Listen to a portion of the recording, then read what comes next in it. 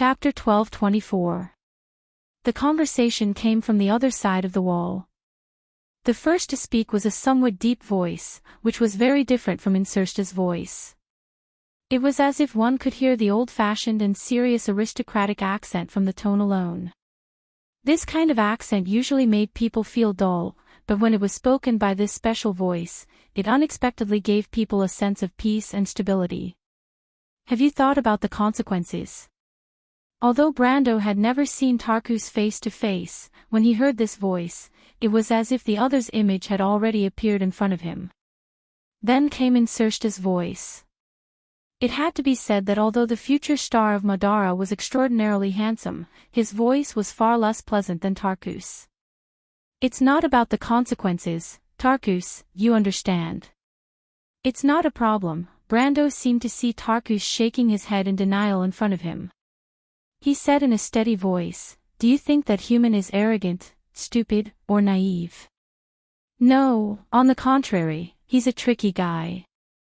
That's why I don't want him to return to Erewhon."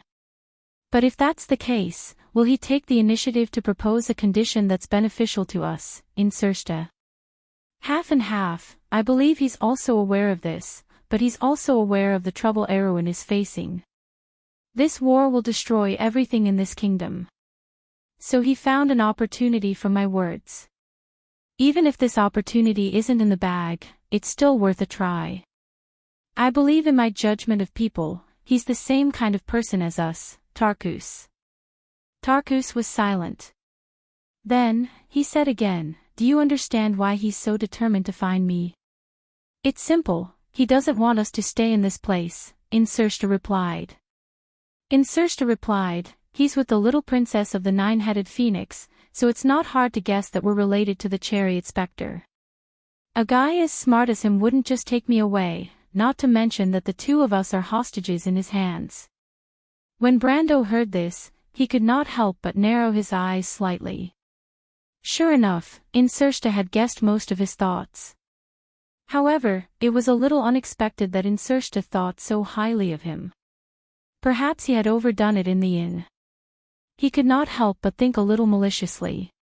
If the future star of Madara knew that he was using the advantage of information to blackmail him, he would be traumatized. Thinking of this, he looked back at Phoenix Hua. He knew that since he could rely on dark perception to feel what was happening on the other side of the room, there was no reason that Phoenix Hua did not hear it. After all, dark perception's main function was to hear the conversation between Insersta and Tarkus. "And Sky Eye." "Sky Eye." As expected, Huang Hua nodded at him. At this time, Tarkus spoke again, "Then we have to make a choice. We've already done a lot of work here. If both of us leave, we'll have to give up the stronghold in Rosaline. Just give it up temporarily, Tarkus. His Majesty will let others replace us. You should know that I don't like this job. I think that my life should wither on the battlefield, and not waste my time in this barren place. I'm not a spy material, and neither are you, right? Tarkus, this is actually the reason why I chose to do this. I've had enough of looking for the damn stagnation realm here. I'm afraid that the people of the Nine Phoenixes themselves don't know whether the secret is a malicious joke or not. Otherwise, why hasn't anyone solved it for thousands of years? To say the least, I don't think we have the luck to solve this puzzle." On the other side of the room, Tarkus silently glanced at his partner. A look of understanding flashed through his remaining blood-red eyeball. In the end, he silently nodded his head. Perhaps he did not know that in another world, he had silently supported his partner's decision countless times. Therefore, the names of the two could shine in the history of Wonde. But this time, no one knew who was right and who was wrong. But Huang Hua, who was eavesdropping beside Brando, could not help but gasp softly when she heard Insersta mention the name, Stagnation Realm. "What's wrong?" Brando was keenly aware of the change in her mentality. He turned around and asked in a low voice. At this time, the skeleton in front stopped. It turned around and continued to remind the two in a hoarse voice, "Wait here, humans. Lord and Sersta will come to see you in a while. After that, it silently left through the door on the other side. Brando looked at the skeleton's back as it left. Then, he heard Huang Huo whisper to him, "Mr. Brando, I have a presumptuous request." "What's wrong?" He was slightly stunned. In his impression, the princess of the Jade Phoenix clan was not a person who liked to trouble others. In fact, she had always been polite and did not seem like a 10-year-old girl at all. "Because this concerns the ultimate secret of the 9 phoenixes. I can't stop them alone. I suspect that they are colluding with the Ghost Chariot and the Rosaline family for the secret of the stagnation boundary of the 9 phoenixes." The stagnation realm. Huang Hua sighed softly. The stagnation realm is the supreme secret of the 9 phoenixes. Legend has it that this world contains the secret of the 9 phoenixes' creation. The sacred sword of the 9 phoenixes, the Jade Dragon Sword, was born in this world. At the same time, the Iron Heart, the Desert Wind, and the White Raven were also born. These 4 things can be said to be the foundation of the 9 phoenixes' existence. "You mean, the spirits of Madara colluded with the Ghost Chariot to find this thing?" Brando asked, "What's so special about this thing that you seem to be very nervous about it?" Huang Huo frowned slightly, because in the 9 phoenixes, there has always been a legend that whoever has the stagnation realm can become the ruler of the 9 phoenixes. This may just be a legend, but if the Ghost Chariot finds the stagnation realm, the legitimacy of my family will inevitably be questioned. I'm afraid that the 9 phoenixes will fall into turmoil because of this. Brando was stunned and could not help but think of the Lionheart sword. The situation of Cypher and the Covardo family was very similar. In his opinion, the battle between the Ghost Chariot and the Jade Phoenix was ultimately a battle for the throne. However, compared to the Ghost Chariot who was closer to Madara, the Jade Phoenix lineage did indeed seem more like Erwin's natural ally. He thought for a moment and nodded. "What do you want me to do?" "I don't have the right to involve you in our family's dispute, Mr. Brando," Huang Huo replied, "but if the spirits of the dead attack the 9 phoenixes at this time, we won't have any strength left to fight the Ghost Chariot." Brando understood. "You want me to stall Madara temporarily?" "I'm sorry, it's okay," Brando replied, "this is what I want to do anyway. I'll take Sersta and Tarkus away. Without these 2 people presiding here, the other lords of the undead should not be able to cause any trouble here. By the time His Majesty the Emperor issues a new order, I believe you and Mr. Liu should have returned to the 9 phoenixes and passed on all the information back to the country." "Thank you, Mr. Brando," Huang Huo could not help but reply gratefully. Brando thought that if he could persuade the Emperor of Madara, maybe he could even save the rest of the trouble. Of course, it was just that this matter was not so easy to accomplish. "But does the stagnation realm really exist?" he suddenly asked. "I always thought it was just a legend," Huang Hua thought for a moment and replied in a low voice, "but after seeing Mr. Brando, I now think it might really exist." "What?" Brando was stunned. "What does this have to do with me?" No. Huang Hua quickly shook her head. "It's Mr. Brando's necklace." "My necklace?" Brando subconsciously reached into his collar.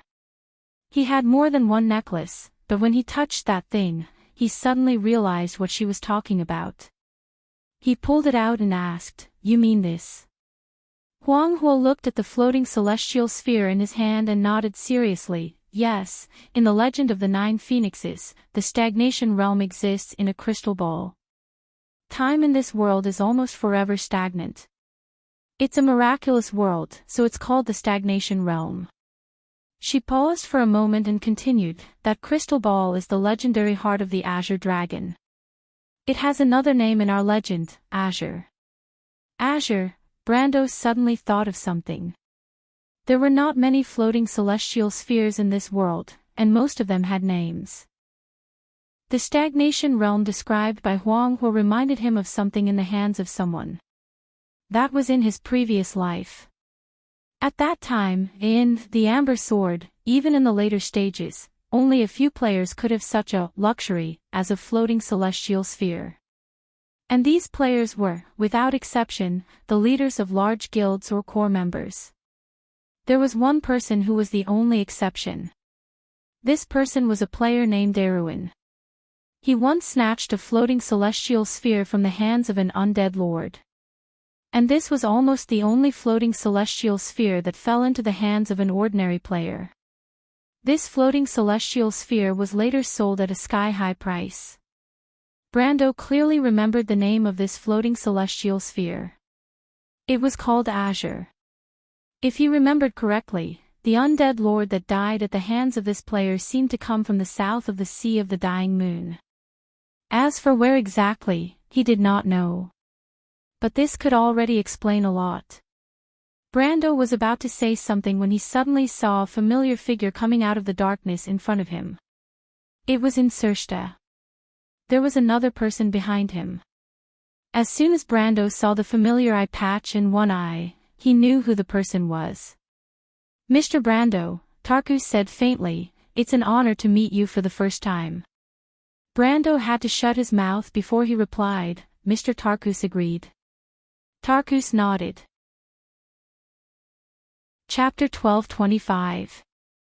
There's a place near Rosaline called the Pirate's Cove. It used to be a pirate's lair in the Torres Strait. After we cleaned it up, we rebuilt it into a secret dock. There's a secret passage there that's connected to Rosaline. It was left behind by the smugglers who colluded with the pirates. Unlike Insersta, Tarkus was a steady and pragmatic man. Since he had already made a plan with his partner, he would not cause any more trouble. He brought Brando and Phoenix Flame to his meeting room and ordered his men to bring out a map of the Torres Strait and the vicinity of Rosaline. He then told Brando the location of Madara's secret dock nearby. In the dim light, Brando clearly saw the location marked on the rough map by the one-eyed general. In fact, the ghosts did not need any light. The gray oil lamp was just for the convenience of him and Phoenix Flame. "I don't need any secret passage. I just need to know the location," he replied. "How many ships are there?" 3. They're all medium-sized two-masted sailing ships. "Are there any sailors on board?" "Some, but they're all ghosts. We usually disguise ourselves as pirates when we go out to sea. Maybe it's better for you to disguise yourselves as ghost ships." "Good idea." The soul fire in Insersta's eyes lit up slightly, as if he did not hear Brando's sarcastic tone. But then he shook his head in frustration and said with some dissatisfaction, "It's a pity that His Majesty won't lend us Salva's ghost army. Those things are now under the management of that woman, Yalvit. The Queen of Banshees." "Yes, she's the woman who betrayed the Dark Lords." He did not seem to want to talk more about this issue. He shook his head and shut his mouth. But Brando knew that the Dark Nobles in the west of the Sea of the Dead Moon had always thought that Yalvit had joined the Mercury staff before the Supreme of Madara showed dissatisfaction with the Dark Lords. This showed that this woman was scheming and two-faced. In fact, the root of the problem was that Yalvit betrayed the Dark Lords in the south, which made these Ghost Lords feel a sense of crisis. Although they were the first to follow the Mercury staff, they were also on the opposite side of the Supreme in the battle between the supreme centralization of power and the local governments. With such a standpoint, these Dark Nobles could not be nice to the Queen of Banshees who played the role of the Emperor's loyal dog. Insersta, who had the same background and standpoint, was no exception. As a member of the vampire family who was closer to His Majesty the Emperor, Tarkus appeared to be much more rational. Of course, this might have something to do with his calm personality. He did not say a word about his companion's complaints. He only raised his head and glanced at the latter. Huang Hua stood silently behind Brando and watched quietly. It was as if she wanted to remember every detail of this nine-headed phoenix opponent in her heart to complete her understanding of the Dark Kingdom. "How do you plan to deal with this stronghold next?" "I still need to find 2 people. Brando looked around and asked the 2. "There's no need to deal with it. The undead don't need food. After we leave, no one will leave this place until His Majesty appoints a new person to be in charge. This place will remain the same." Tarkus looked at the skeleton standing guard around and answered. Brando did not comment, but he still felt a little emotional about the natural advantages of the undead in some aspects. They had no morale, almost no need for food, and did not need to excrete or rest except for the necromancers. In these aspects, humans were no match for the undead. Fortunately, they also had their disadvantages. First of all, it was difficult for them to sneak into the human world. Although they could establish a secret stronghold in a place like Rosalind, which was not heavily guarded, it was also because the humans turned a blind eye to it. Otherwise, the Holy Temple would only need to use detection of the undead or life to scan for the undead hidden in the human world. On the contrary, humans were very common in Madara. First, there were the merchants and travelers who crossed the Sea of the Dead Moon from Nine-Headed Phoenix and Rubik, then there were the necromancers, dark acolytes, and all kinds of exiles, criminals who were exiled by various countries and people who could not see the light of day. If Madara wanted to capture all the humans living in its territory, it would be a mess. Second, the basic command unit of the undead was based on the number of necromancers, and the necromancers themselves were not very intelligent. Therefore, except for the Black Knight guards established by Insursta, the undead rarely used complicated tactics. Before the Battle of the Oblique Forest, the players said that the undead in Wone liked to use a sea of skeletons to charge blindly.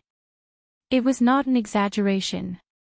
In fact, it was a choice made by the Dark Lords because their basic officers were not enough to support complicated tactics. "Then come with me," he answered. Many scavengers would choose to buy or rent a house in the west of Rosaline City because most of the people who made a living in this area knew about the secret passage that led to the outside of Rosaline City. The secret passage was first built by a group of vicious pirates in the past. It was mainly used for kidnapping and extortion. They kidnapped the residents of the city and sold them to the necromancers in the south of Madara. Then, they would blackmail the relatives of these people in the city. However, these people went overboard.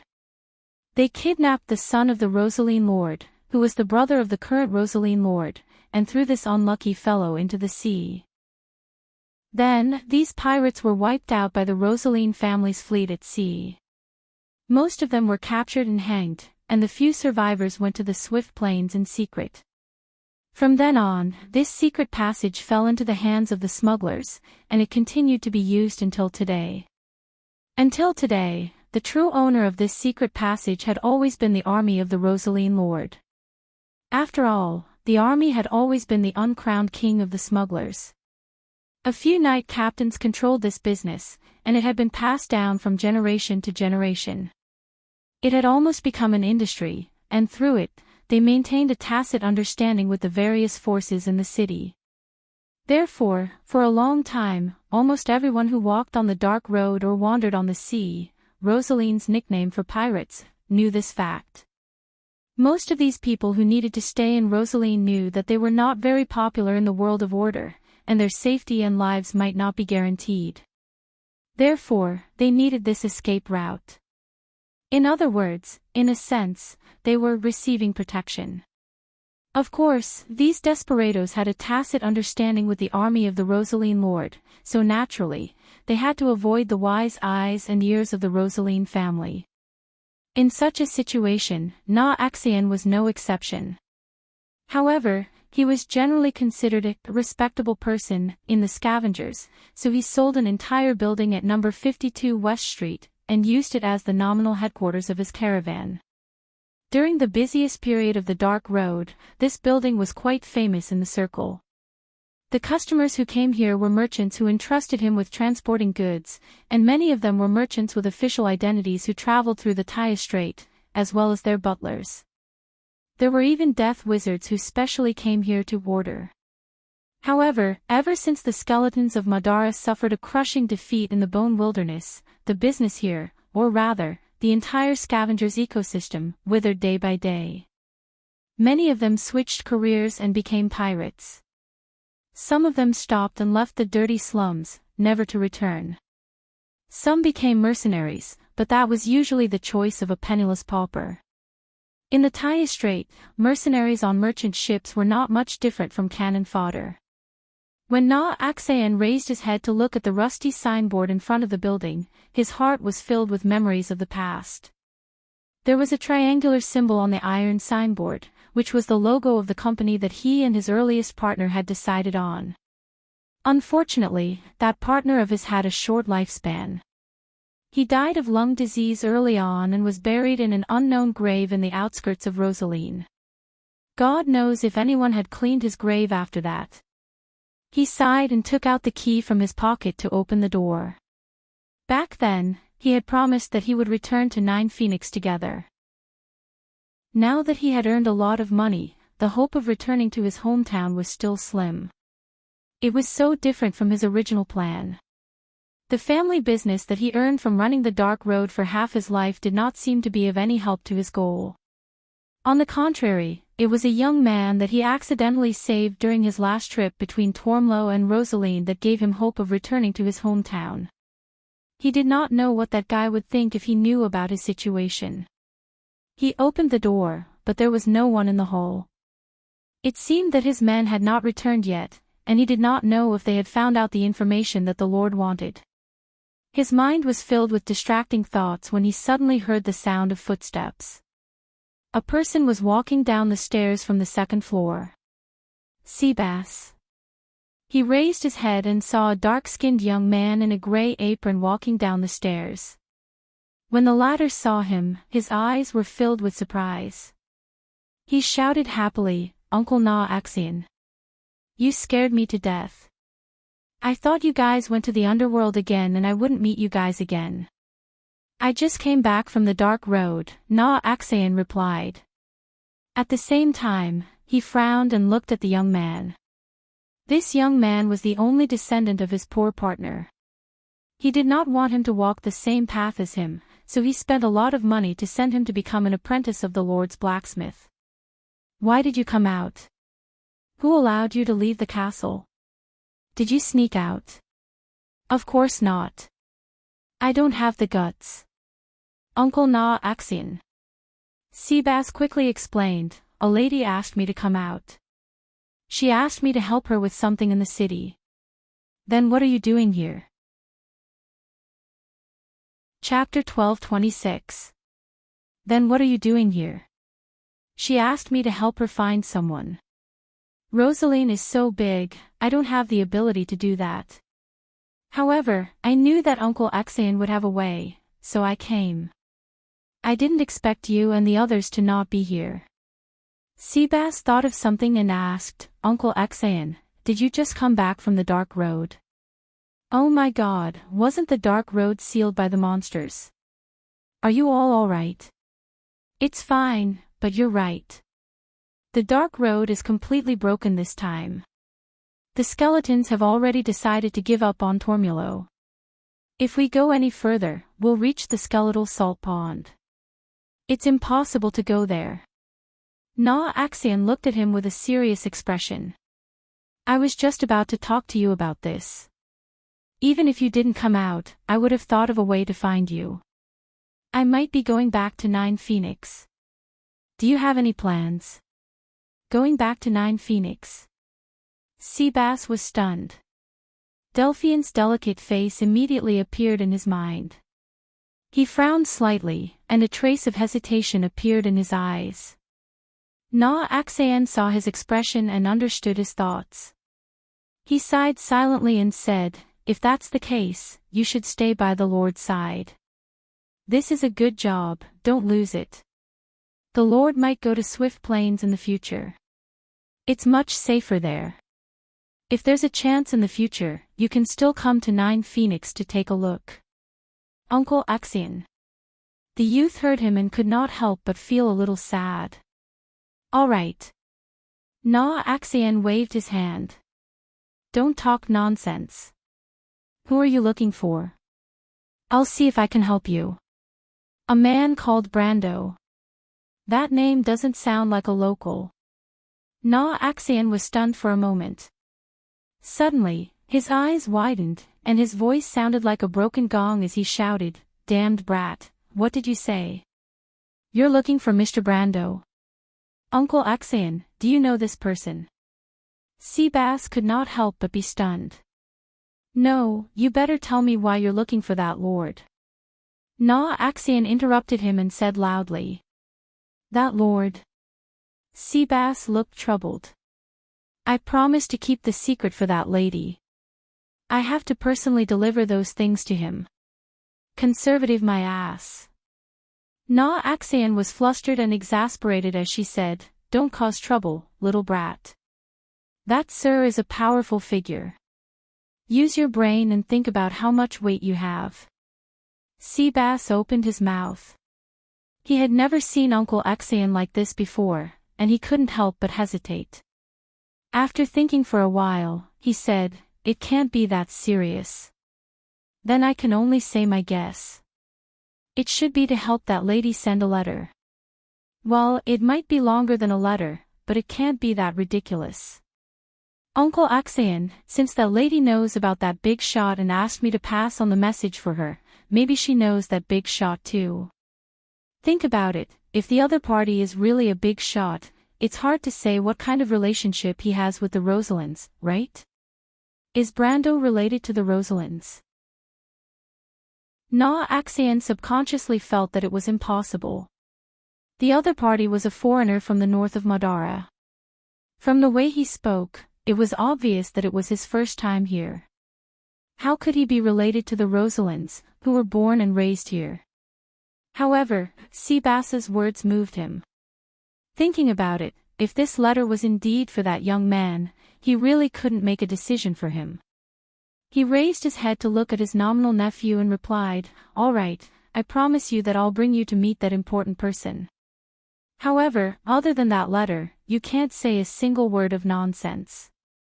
Otherwise, I'll teach you a lesson." "How would I dare, Uncle Axion?" Seabass quickly promised. "I promise that there won't be any problems."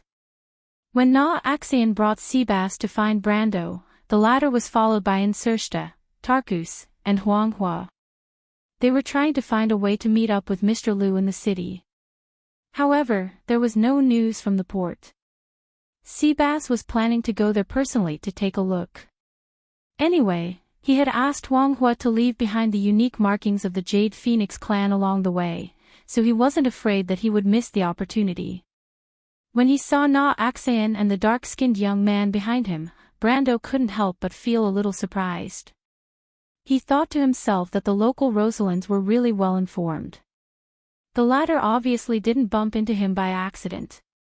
It could only mean that the other party had eyes and ears in this place. "Mr. Na Axion, you've come at the right time," he greeted the latter. "I need your help with something. Also, have you found out anything?" Na Axion shook his head. He did find Brando through his subordinates. Brando felt good about himself and thought that he was a small target. Little did he know that he, Insursta, and Tarkus, the three foreigners from the west of the Sea of the Dead Moon, were strolling around Rosaline City. It would be difficult for the local tyrants to not notice them. Besides, how could the desperados who could survive in Rosaline not have eyes and ears? Those people would have been hanged by some lord a long time ago. Na Axion first glanced at Insursta and Tarkus behind Brando. Although they were both spirits of the dead, they were also Madara's dark nobles. After Insursta was beaten up by Brando in the shadow of the storm, he returned to the stronghold and changed into a new outfit. Probably because he might be going out to sea, he changed into a traveler's outfit. Even so, it was difficult to hide his noble aura. Tarkus, on the other hand, was dressed in a military uniform that had not changed for thousands of years. He wore a straight black windbreaker, breeches, and black long bronze boots. He wore an inner breastplate over his shirt vest, a scarf, and a sword hanging from his belt was hidden under the windbreaker. He also wore a bronze badge on his chest. In Brando's impression, all vampires wore this uniform. However, these two people were very different in Na Axion's eyes. When he saw them, he couldn't help but suck in a breath of cold air. He had been to many places and had seen many nobles and knights. However, the cold temperament of these two people could only be found in one kind of people. That was the Madara's dark nobles. Na Axian's mind was suddenly in a mess. He did not understand how Brando could have two dark lords following him in such a short time. Immerse and Tarkus were following him closely. If they were not followers, what were they? Na Axian could not figure out the identity of this young man. Moreover, the guy who only had one eye left and looked like a vampire lord was obviously a soldier. Although his hands were hanging on both sides of his windbreaker, they never strayed too far away from his sword. This wasn't the first time he had seen Mr. Lu do this. It just so happened that both of them were wearing eye patches and only had one eye left. From this point of view, they were extremely similar. Na Axian pursed his lips and became more cautious. He replied, "I have never heard of your pet in Rosaline City. I am talking about the news of that lady. You said that the fairy did not appear in this area. I think they might not have gone east, but west or north." Brando nodded. This was actually within his expectations. After all, if White Mist and Loot had landed near Tormuro, it would be impossible for them to pass through the Black Road and go to Rosaline. It was obviously more likely that they had gone to Tormuro. Unfortunately, it was impossible for him to turn back and look for the two of them. Moreover, one of them was the spirit of an ancient witch and had rich experience, while the other had outstanding strength and was a fairy. They should be able to protect themselves.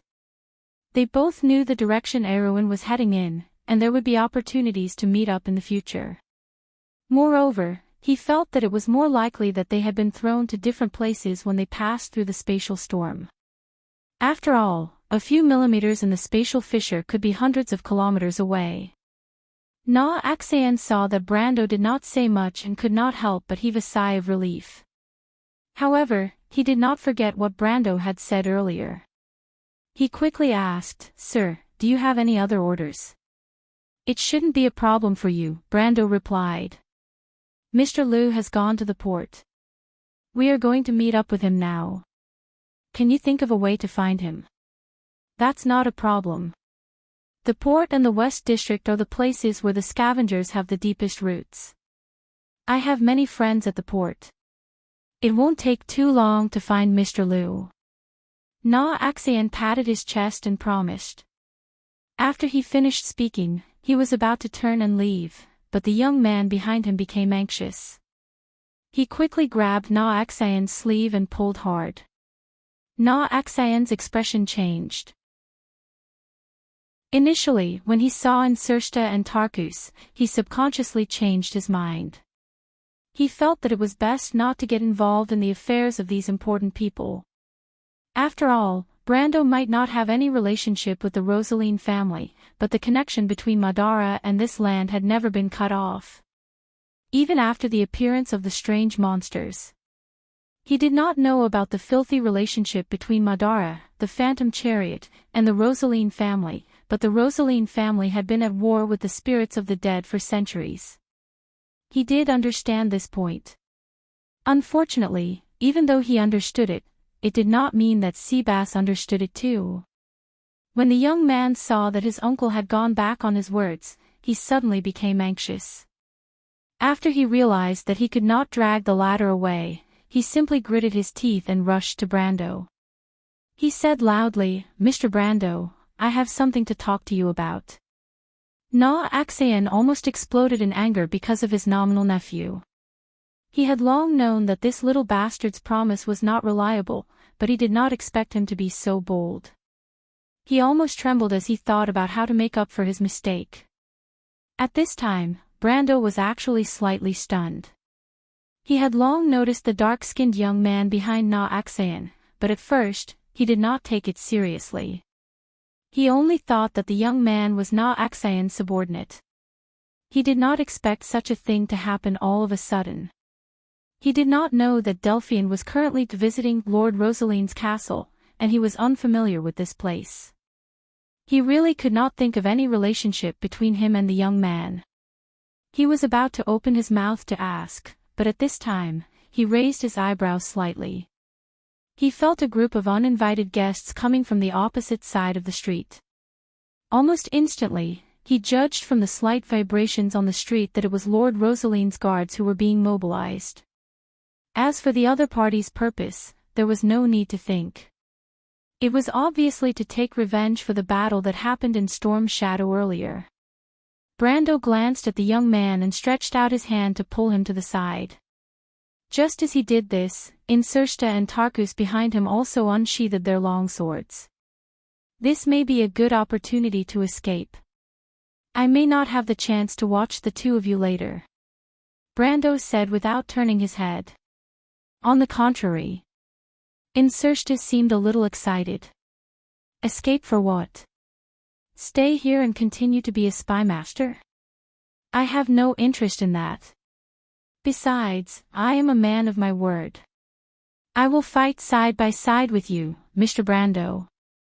Tarkus did not say a word, but it was obvious that Insursta's decision represented his decision. Even though I know what he's planning, but hearing the future Dark Lord of Madara boasting about himself, I can't help but feel goosebumps all over my body. Chapter 12:27.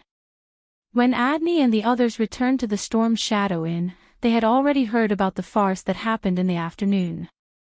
Everyone who witnessed the battle between the knight and Rosaline's guards in the inn, and according to the knight's wishful thinking, it was actually a one-sided crushing of the Rosaline's guards. All the onlookers who witnessed the scene in the square expressed their delight. However, Adney still insisted that Brando had gotten himself into big trouble. She claimed that it was fortunate that she had led everyone away quickly in the afternoon. Otherwise, they might have been dragged into the center of the maelstrom. The knight laughed, and no one pointed out the fact that the one who had led everyone away in the afternoon was actually Quill. But after the golden elf with the longbow on his back inspected the entire ruined inn, he came back to ask Adney if she wanted to continue looking for Brando and the rest. But the vice-captain of the Raw's Wings Knight was troubled. Are you sure that the sword in his hand is really the solar sacred sword? Adney's face showed a troubled expression. After pondering for a long time, she asked hesitantly. But the hesitation in her emerald green eyes was not because she was not sure if the sword in Brando's hand was real or not, but because she simply wanted to ask the others. To be precise, she wanted to ask Quill, who was frowning. She could not make up her mind. What should she do next? Quill looked at her and replied, "At that time, my sacred beetle insignia was slightly hot."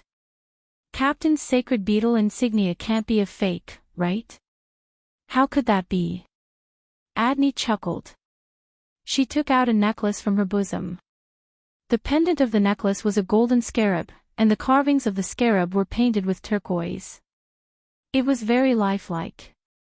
This was personally given to me by the elder of the Holy Cathedral.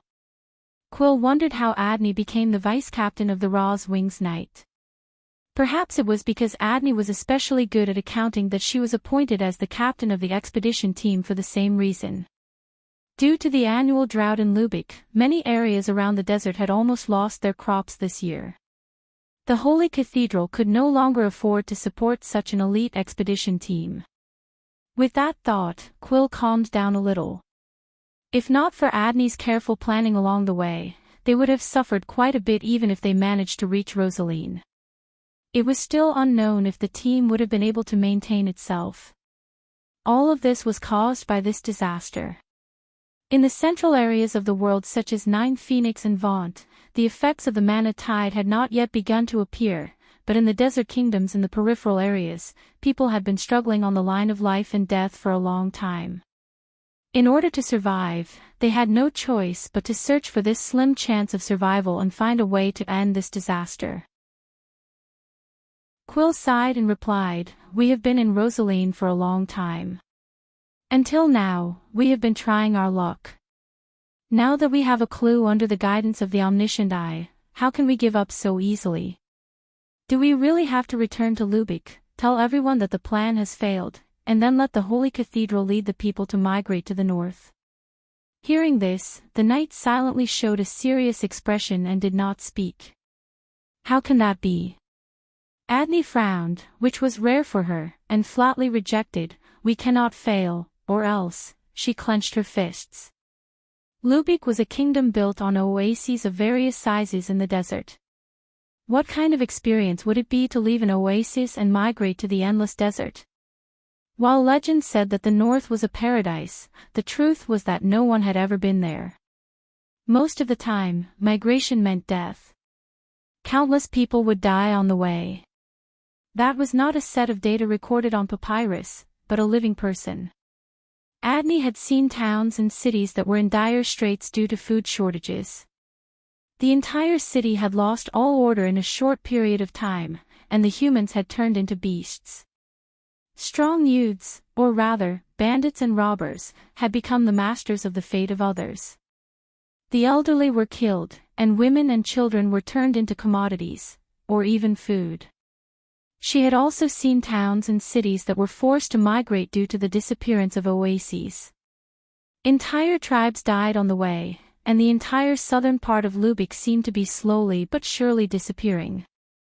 Under the pressure of the calamity, the cultists took the opportunity to spread rumors that their one true god would save Lubeck at the moment of the apocalypse. The people were bewitched by the cultists and caused chaos everywhere, making the already unstable kingdom even more difficult to move forward. When Adney had become a knight, she had sworn that she would not allow such a tragedy to happen again under her own sword. Thus, she had managed to convince the elders of the Holy Cathedral to send out this expedition team with great difficulty. Few people knew that for this reason, she had not hesitated to sell the treasured sword that had been passed down in her family for generations to gather all the funds for this expedition team. Failure was not an option. At that thought, her expression softened. I'm sorry, Quill. I know how you see me. Compared to Commander Taha, I'm more like a butler. As your captain, I may be a little incompetent. So, Quill, if you have any ideas, please let us know. I'll give you full authority. Captain. Captain, you don't have to say that. The knight was shocked and hurriedly said so.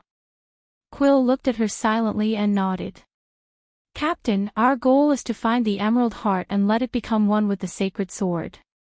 After that, the elders will open the Holy Cathedral and summon the Emerald Staff. The Staff of Nature gave Lubeck everything, and I believe it can do the same today.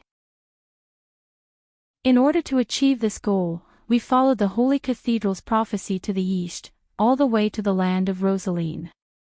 After all, the Emerald Heart had disappeared for thousands of years, and no one had ever seen its true appearance before. It would be very difficult to find it. This was something that we had all expected. But we've been here for so long, and apart from hearing that the 9 phoenixes once had a heart of the Jade Dragon, we haven't found any other clues.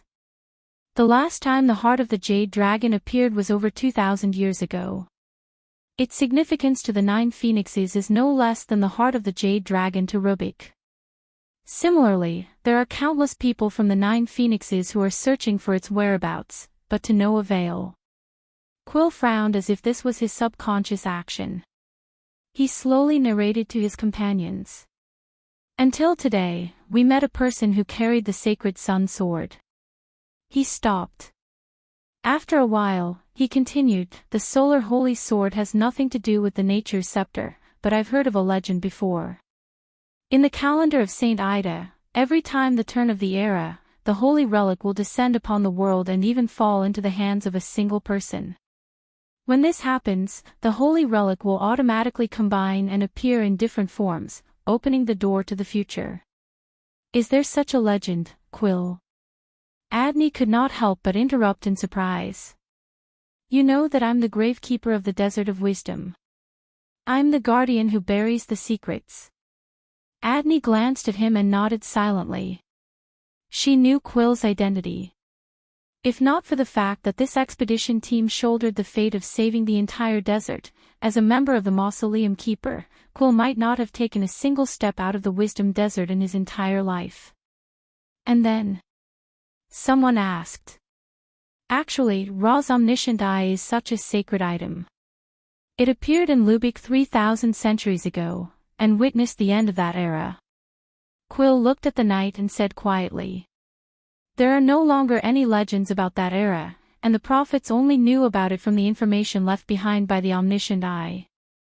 All the knights, including Adney, seemed to be stunned. They looked at Quill, unable to speak for a long time. In the legends of Lubeck, Ra's omniscient eye was his divine artifact, a sacred item formed from one of his eyes. It integrated all the wisdom of the supreme ruler of Lubeck, the sun god, omniscient and omnipotent. It was said that it could see the past, present, and future, and even create an era. People made it sound like a god, but in fact, very few people had actually seen it. Only some legends of distant origins mentioned that the omniscient eye was kept in the temple in the center of the Desert of Wisdom. And that was the absolute forbidden zone in the center of the desert. Any outsider who dared to set foot on this land would die at the hands of the mysterious gravekeepers. These gravekeepers were all sworn that once the hunt began, they would not stop until death. In fact, in the minds of most of the people of Lubeck, Ra's omniscient eye was not a physical existence, but more like a symbolic symbol. It was a symbol of the sun god's existence in this world, similar to the feelings of the mortals of Wone toward the azure lance, the holy lance that created an era above the earth. It was like a god, guarding this era of mortals. As for where it had gone with the Azure Knights after the War of the Fifth Era ended. However, very few people knew where it was. In contrast, the legendary sacred item of the sun god, the equally magical sacred sun sword, was more like a weapon that the sun god had promised to mortals. Adney opened her mouth slightly and said, Quill, you said that sacred items will combine with each other and form different forms. Lord Ra's omniscient eye is just one of these forms. Chapter 12:28. Quill looked at her and nodded. Then, as if he was not going to stop until he said something shocking, he took out a metal magic box from his chest. When I left the holy sanctum this time, the great elder specifically asked me to bring this out. This is the true form of the omniscient eye. In fact, ever since its era had passed, the power of the god that carried the omniscient eye had passed away. The omniscient eye that was left in our world is just an ordinary divine artifact. The knight subconsciously scattered, looking at the small box in Quill's hands. Although Adney didn't act so exaggeratedly, her emerald green eyes were still staring at it, unwilling to let it go. I'm not dreaming, right? This is the omniscient eye. Her expression changed, and she grabbed Quill's hand and pressed it back. God, how dare you take this thing out just like that? Is your head carved out of elm wood? Don't you know that this is the sacred object of our entire desert? Quill seemed to have realized this as well, so he did not take his hand out again. Instead, he said to the others, the omniscient eye is not as sacred as you think it is. Adney, you should know about the azure lance that was brought to the mortal era in the last era. It is actually the same thing. Today, that holy lance is just a pure divine artifact. Even the azure lance is the same. Adney's worldview seemed to have been turned upside down, and she stood there for a while before she recovered. You mean, that guy? I mean the one with the sacred sun sword, maybe the emerald heart is also with him. It's just a possibility. Quill did not seem to be too excited. In fact, when he officially became the tomb keeper, when the elder told him this secret, he was just as calm. But even if the emerald heart is not with him, the omnipotent and omniscient God Ra has let his sacred sword appear before us. Isn't that a guide? Don't overlook this just because it is in the hands of a foreigner. Adney's expression turned serious. At least one of her identities was the leader of the Knights of Ra's Wings, and she was the most devout believer of the sun god. You're talking about Quill. The other knight nodded in agreement. They had a new understanding of the tomb keeper who had joined them temporarily. Quill looked at the vice-captain of Raw's feathers and said to her, "There's something I have to tell you, Captain. There are many reasons for a team to choose a leader, but Mr. Taha and the elders definitely didn't choose you because you spent all your money to build this expedition team. As far as I know, there are many rich people in Sha'ira who donated money, but the person who is now our team leader is you, not them." Hearing him say this, Adney couldn't help but be stunned, turning back to look at him. Quill didn't care about her expression and continued, "Mr. Taha trusts your ability, just like how we trust our captain. If it weren't for you, we wouldn't be here, so please don't belittle yourself." That. Adney blushed, which was a rare sight. "Should I say thank you, Mr. Elf?" The knight immediately cheered in unison. But soon they had to admit that Quill was right. No matter what kind of person the person with the sun god's sword was, they couldn't remain indifferent. Instead of questioning here, it was better to take action first. After all, they had to make contact, so it was necessary to find out where the other party had gone.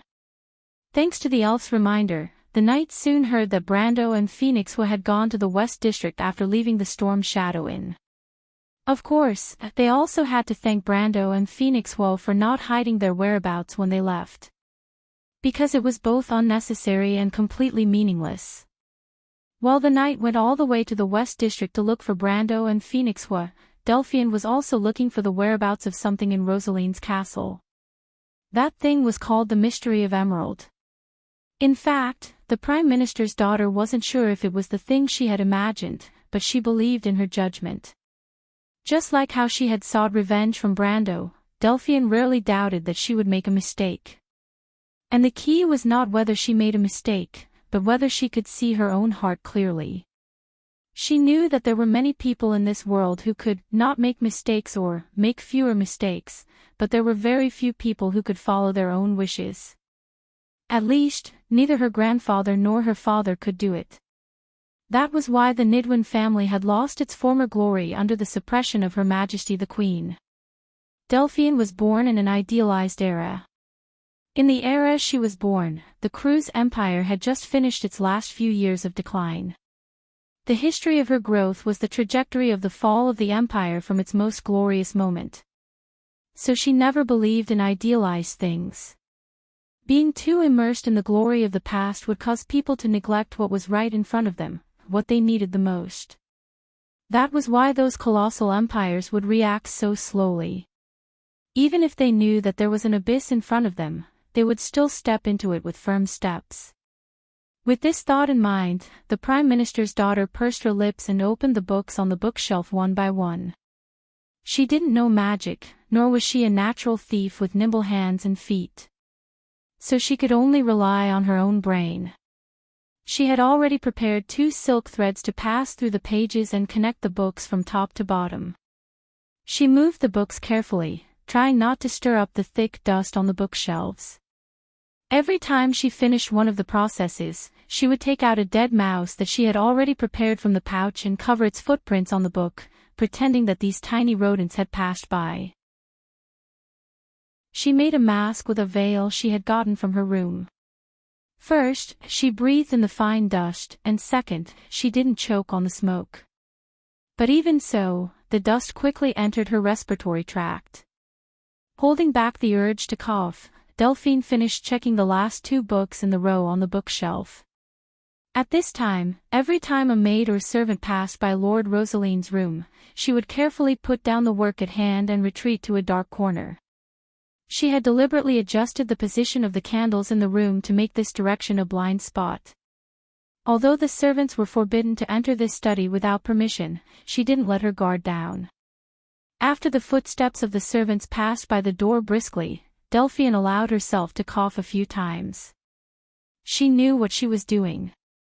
Just like she knew the consequences if she was discovered. But from the moment she woke up on the bed here, from the moment she heard that voice telling her the secret kept in this castle, she knew that she would never regret it. She closed her eyes, as if she could still see herself being hit by the azure lance, and then being sucked into the vortex. After that, the long experience seemed to have happened in an instant. Delphian gritted her teeth and silently recalled everything she saw in the darkness. There was the thing she cared about the most. It was also the thing she despised the most. It was her family, but it was also her everything. If I'm going to be destroyed, let me be destroyed before the Nydevan family, she said to herself a little hoarsely. I don't care about what grandfather and father care about. If I want to achieve this, I can sacrifice everything.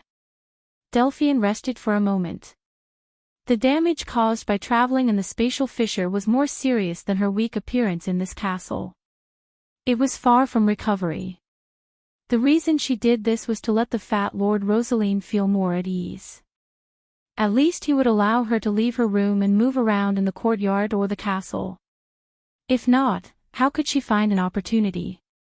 However, these activities inevitably made her feel that the burden on her body was increasing day by day.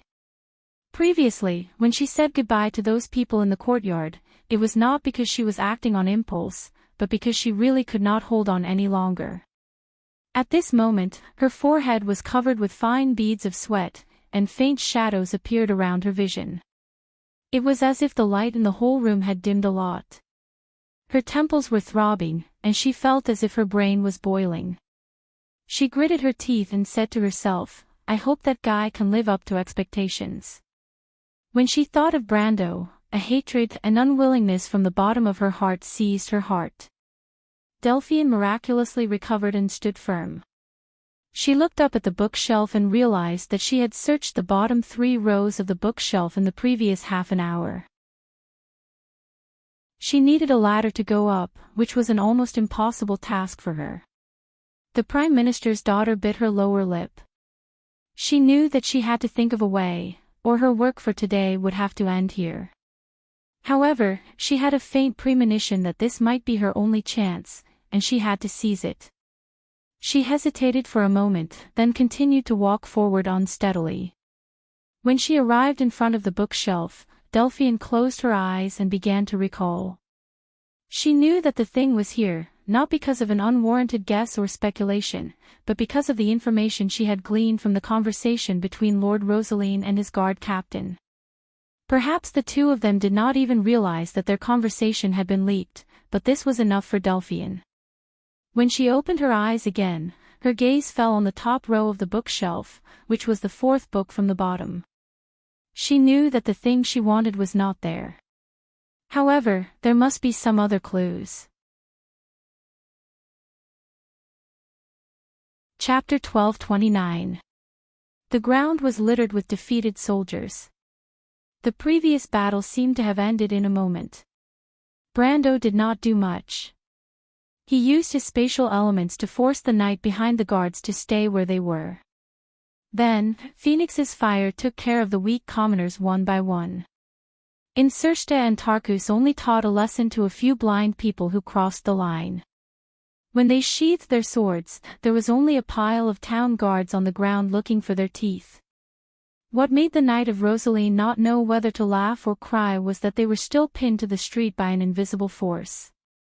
They could not even move a finger, let alone lift a foot. They could only watch their subordinates being beaten up.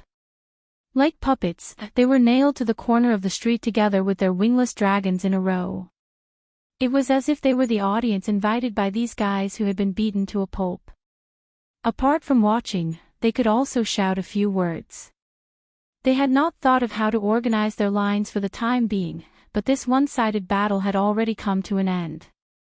The knight did not understand where the ghost god's power that locked them up came from, but this did not prevent them from using their brains to guess who was behind it.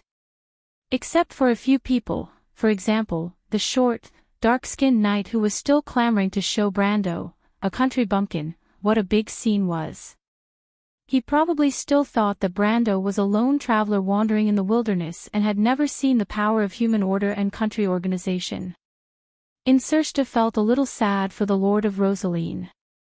He was thinking about the reason why the Lord of Rosaline kept such a group of retarded subordinates.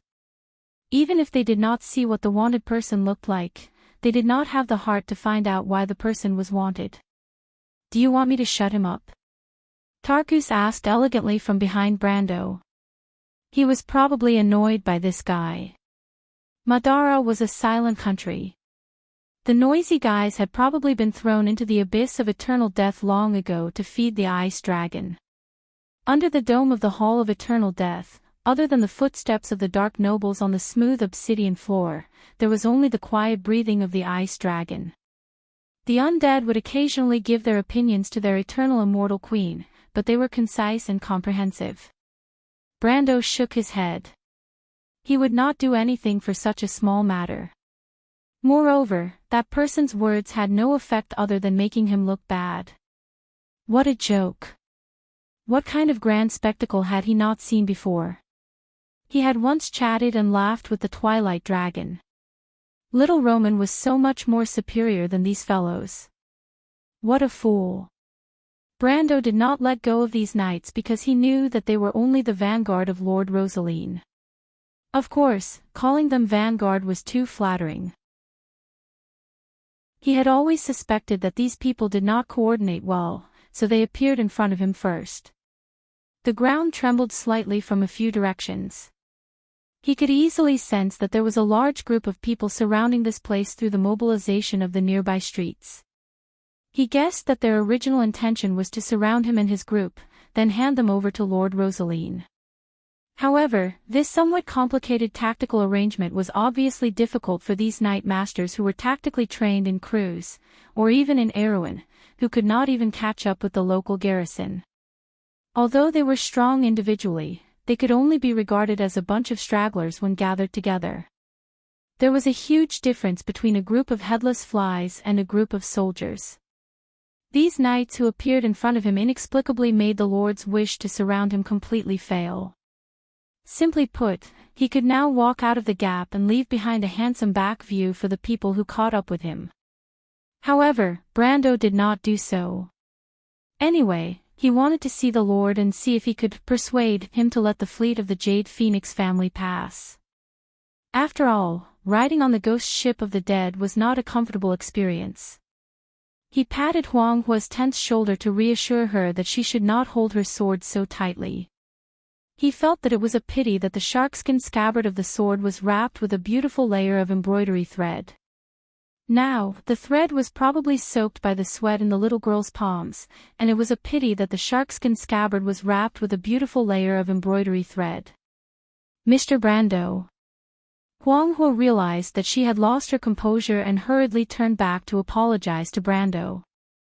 Although her strength was considered one of the best in Rosaline, she still had the mentality of a rookie. Even if she was calm, it was inevitable that she would overestimate the level of the enemy and treat every battle as a battle of life and death. Although such an attitude was not necessarily undesirable, it was too old-fashioned and dogmatic for a human to be fully focused and go all out to crush an ant. You don't have to be so formal. Brando replied. He was somewhat optimistic about Huang Hua's sister. He and Yak were good friends, so he wanted to help her out on account of their relationship. Besides, Huang Hua was like a simple piece of beautiful jade. Anyone with the heart of a warrior would inevitably be tempted by her. Brando was completely convinced that with time, her achievements would be limitless. In the past, her name was not in the Amber Sword. Maybe it was because the Nine Phoenix was too far away, or maybe it was because her time had not yet come. He believed that once Huang Hua appeared in the game, she would be one of the top NPCs. She might not be inferior to names such as Greysword Saint Mephistopheles, Vara the Great Sage, and Veronica the Green Sword Saint. She might even be comparable to people such as Solomon and William. The idea that came to Brando's mind startled him. A mortal with the potential to surpass the Silver Folk. He massaged his temples and wondered if he had been thinking too much for the past few days. Why would he have such a strange thought for no reason? In the history of Wond, such a character had not been born. The average level of mortals was far below the Silver Folk, and the top of the mortals were often not as good as the top of the Silver Folk. Although the growth span of mortals was indeed the largest among the Silver and Gold Folk, their final position was far from the latter. Even after the great demonic wave, this trend had only weakened, but it did not change.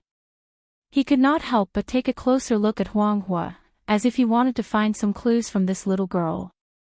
But he did not realize that his gaze was a little rude.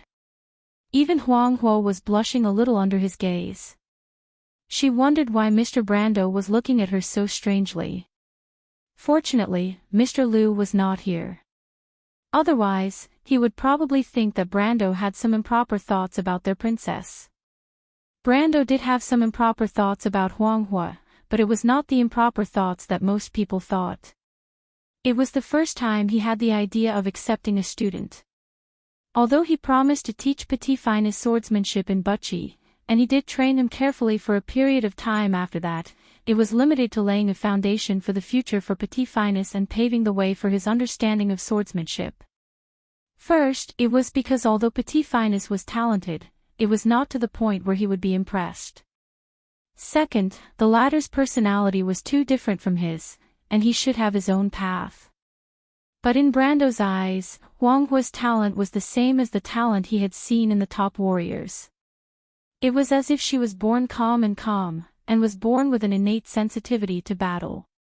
In the Amber Sword, there was a term for this kind of talent, which was called fighting instinctively. It sounded a little like a beast, but it was indeed a beast. It was a battle full of wildness. For their opponents, it was often the most unpredictable and threatening battle. This kind of talent was something that could only be found by chance, but all warriors, regardless of whether they were born or acquired, would have some of it on them, including Brendel himself. But there was a world of difference between having it consciously and having it unconsciously. He had only seen one person like Huang Hua who could naturally combine her innate calmness with her beast-like sharpness, and she did not even know it herself. To be exact, it was not a person. It was the Sky Dragon, Tiasgraz, the strongest warrior in the history of the dragon race. Its partner was the one who was said to be close to becoming a god, the next successor of the dragon god. Yes, in Brando's eyes, Huang Hua was a born warrior, but not a swordsman. Her path was not the path of fighting with a sword. The little girl may not have realized this herself, but Brando believed that one day she would understand it. He looked up. The tremors on the street were more obvious, and the knight not far away was still like a puppet, unable to move. In the past, if he used his elemental power to freeze these living people, and they were living people with gold-level strength, his order points would have disappeared like the wind. But now, his order pool was standing still, which meant that he could freeze these people as if it was a natural reaction of the law, and he did not use much strength at all. This was the difference between having and not having the extreme planes. These people may not have understood that they had already fallen into the range of Brando's law domain. It was just that at the peak of the Supreme Realm, the law domain was integrated with the material world, and outsiders could not see it with the naked eye. If they had the strength of elemental awakening, they could have slightly noticed the difference, but unfortunately, they did not. Chapter 1230. Among the people present, Phoenix Hua, Insersta, and Tarkus could see the extreme plane that Brando had opened up, but other than the former who was carefully experiencing the power of the laws contained in it, the other two were seizing the time to silently calculate Brando's strength. The conclusion was quickly reached. Insersta's conclusion was obviously similar to Tarkus. The two looked at each other and secretly exchanged a look of joy. Late-stage Supreme Realm. This lord is really terrifying. He's only 22 years old, right? This was the first thought that flashed through Insersta's mind. But he immediately breathed a sigh of relief. But that was all there was to it. He was not even a sage, and was nothing in front of the Mercury staff and the saints of the dead moon. This guy was going to fall for his evil trick. Thinking of this, the Black Lord was full of confidence. In his opinion, Brando was also an opponent of the same level. In terms of intelligence, he was still slightly inferior to him.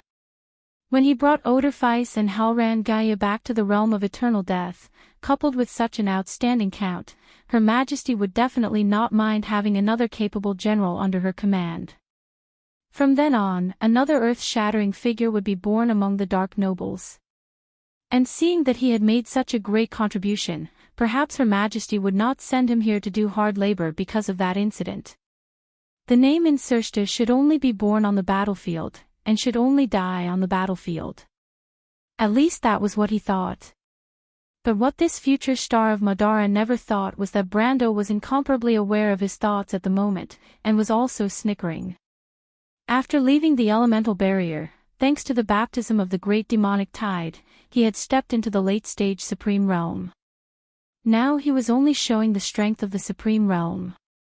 No matter how one looked at it, Insersta and Tarkus could not see that he was faking it. In fact, he was not faking it. However, if they thought that his battle prowess was only at the late stage of the Lamita realm, then they were gravely mistaken. He knew very well that he was only one step away from becoming a sage. Many powerhouses of this era might not be able to take this step in their entire lives, but it was no secret to him. Even if these two racked their brains, they would not be able to figure out how a mortal could reach the sage realm. Although Brando guessed that the magic tide caused by the descent of the Twilight Dragon might have created several sages in Wound, these two people had been staying in Rosaline, where birds did not lay eggs, so they might not know this. Furthermore, there was a huge gap between sages and sages. Otherwise, how could the sage of the earth, Iranta, use a token to scare Gwendolyn away? The biggest difference between the two was the understanding of the laws. The Sage Realm was the same as the Extreme Planes. Although it was also one of the 5 elemental realms, it was different from the gradual progression of the first 3 realms. These 2 realms were the 2 most special realms of the elemental realms. The Extreme Planes allowed mortals to have a godlike realm, and for the first time understood how the laws worked in this world.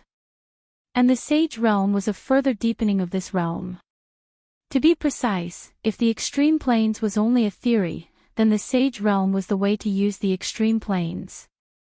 How you understood your own Extreme Planes, how you understood your own laws and elements, and how your sage power could be expressed in the form of skills. Previously, he had shrouded the entire square with spatial power in the storm shadow in and accurately reflected all the arrows of the soldier's back, and now he was using spatial power to effortlessly immobilize the knight. In fact, it was a manifestation of this way of operation. This was the conclusion he came to after studying his own elements and supreme power since the elemental barrier. It was also one of his biggest gains from this trip. But these were only the lowest level of expression. Brando believed that as long as he stepped into the Sage Realm with his control of the Extreme Planes, the power he would gain would definitely increase by 1,000 times. There was no other reason than that his power came from time and space. The power of existence. How could Iranta make the Dragon Queen Gwendolyn flee with just a look? It was because the Dragon Queen Gwendolyn was able to become a sage only because of her bloodline. To be precise, if she was not a dragon, with her knowledge of the laws, she would never be able to step into this realm in her lifetime. The golden blood of the dragon race allowed the dragon race to step into the Sage Realm in the Age of Chaos after the War of the Holy Saints. This was just like how mortals could use stone slabs to perfect their bodies. But in the end, this was just an emergency path. It never had an end, and there was no turning back. Once one chose, they would be completely cut off from the power of existence. Each of the 4 sages obviously relied on their own understanding of the laws to step into the path of the Holy Saints. Although the restrictions of the law of Tiamat that Martha left behind after the gods left finally stopped them at the checkpoint of the way of the perfect body, it was still not something that the Dragon Queen could compare with. The gods had already left the world. Now, it was no longer possible for a new god to be born in this world, including the legendary dragon Gwendolyn. She and Tyoskraz may have gone very far, but they would not go any further than the 4 sages. Brando looked at the scabbard of Odorfice that was hanging on his waist, and vaguely felt where his path was.